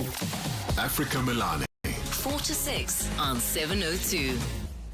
The groundbreaking musical Nkodi, A Fierce and Fabulous Life returns to the UJ Theatre on the Kingsway campus in Auckland Park this weekend. Nkodi celebrates the life of Simon Nkodi, who was an anti-apartheid activist, LGBTQIA+ pioneer, AIDS activist, and organizer of Joburg's first Pride March. Nkodi explodes on this stage, combining voguing, dance, rap, and video projections. It's the powerful story of a remarkable young freedom fighter who changed South African history. There are 3 performances only this weekend of Nkodi at UJ's Theatre before it heads to Germany for its European premiere. Nkodi tickets are available on Quicket. Don't miss it. You know when your people are giving their best, not because they're pushed or pressured, but because they feel supported. And support is making sure they're covered. So if something happens, they can get the care they need. FlexiCare Health Insurance makes it simple for every business to protect their people with affordable health cover. You care, we cover. For a tailored FlexiCare quote, speak to your financial advisor today. FlexiCare is underwritten by ANG, a licensed non-life insurer and FSP, and administered by Discovery Health, a licensed FSP. What if the problem you face became the business that changed everything? That's what Nedbank Business Ignite on 702 is all about, with this year's theme, My Pain, My Purpose, My Solution. We're calling on small businesses that turned real challenges into powerful ideas. You could win 200,000 Rand in cash, plus mentorship, business support, and tools to help you grow sustainably. Enter the Nedbank Business Ignite on 702, now at primemediaplus.com or igniteyourbusiness.co.za. See money differently. Nedbank, an authorized FSP and registered credit provider. T's and C's apply. 702. WhatsApp John on 072 702 1702. Hi, John and Tim. For me, it has to be D12. The lead singer is Eminem. D12, aka the Dirty Dozen. Lotisha and Tembisa. Great show as well. Good afternoon, 702. Good afternoon, Dr. John. When it comes to bands using a number within their names, what comes to mind is Blink-182. It's one of my favorite of all-time bands. I used to buy all their CDs. And I remember one of the retailers did a campaign recently selling small things. And one of their songs, All the Small Things, was featured as one of the advert music. And my daughter always used to sing it all the time. And I was like, do you know who that is? And she never really knew. And then I educated her about Blink-182. Now she's quite a big fan. Molefe from Rhodoport.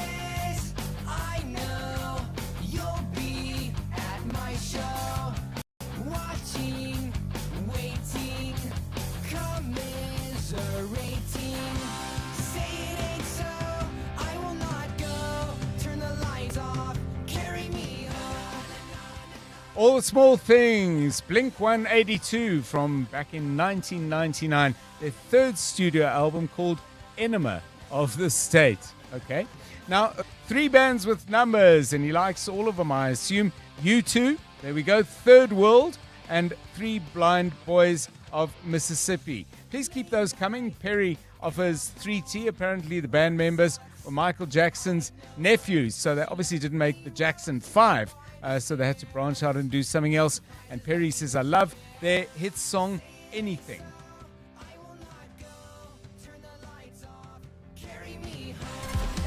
You're with John Perlman on 702. Let's walk the talk. How's it, bro? John? Talking about music groups that has numbers in them. Wow, there's so many. I'm thinking of B2K, thinking about 3T, thinking about Maroon 5, thinking about UB40. The list is endless. Jeff Mpinga in the Val.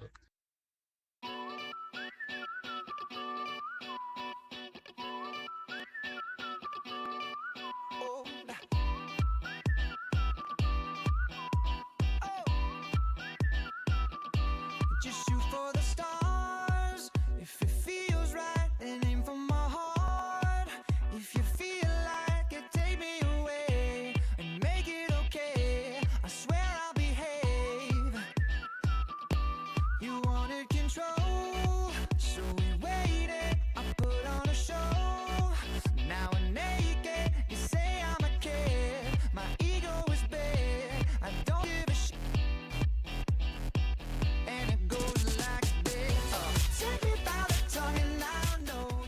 Distinctive sound, Maroon 5, yet another class act that many people would call great, that has a number in the name. Hi, John.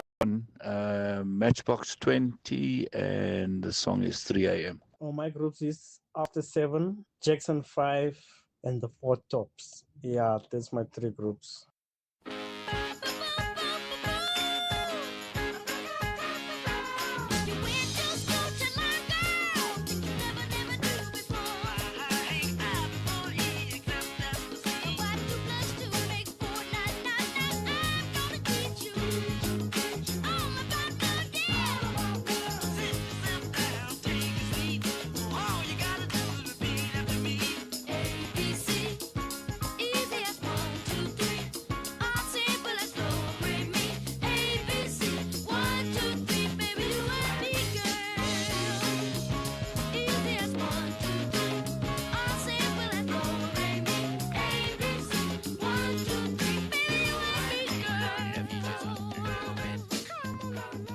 Jackson 5 with ABC, staying with the numbers. How about the B-52s? This one is called Love Shack.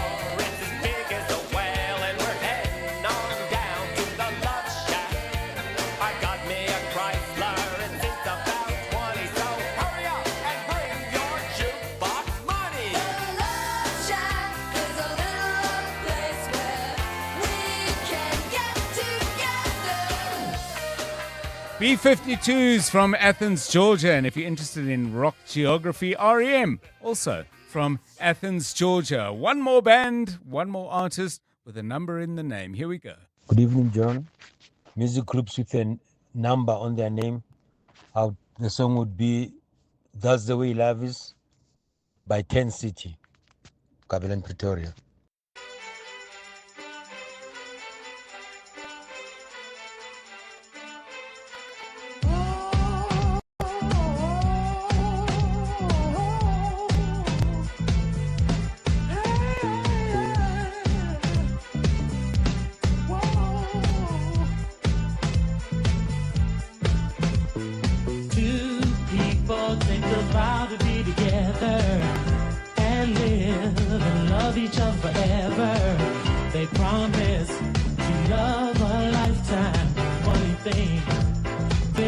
Change their minds, they both go their separate ways. Love is just a memory, but a young heart doesn't stay. stay sad long.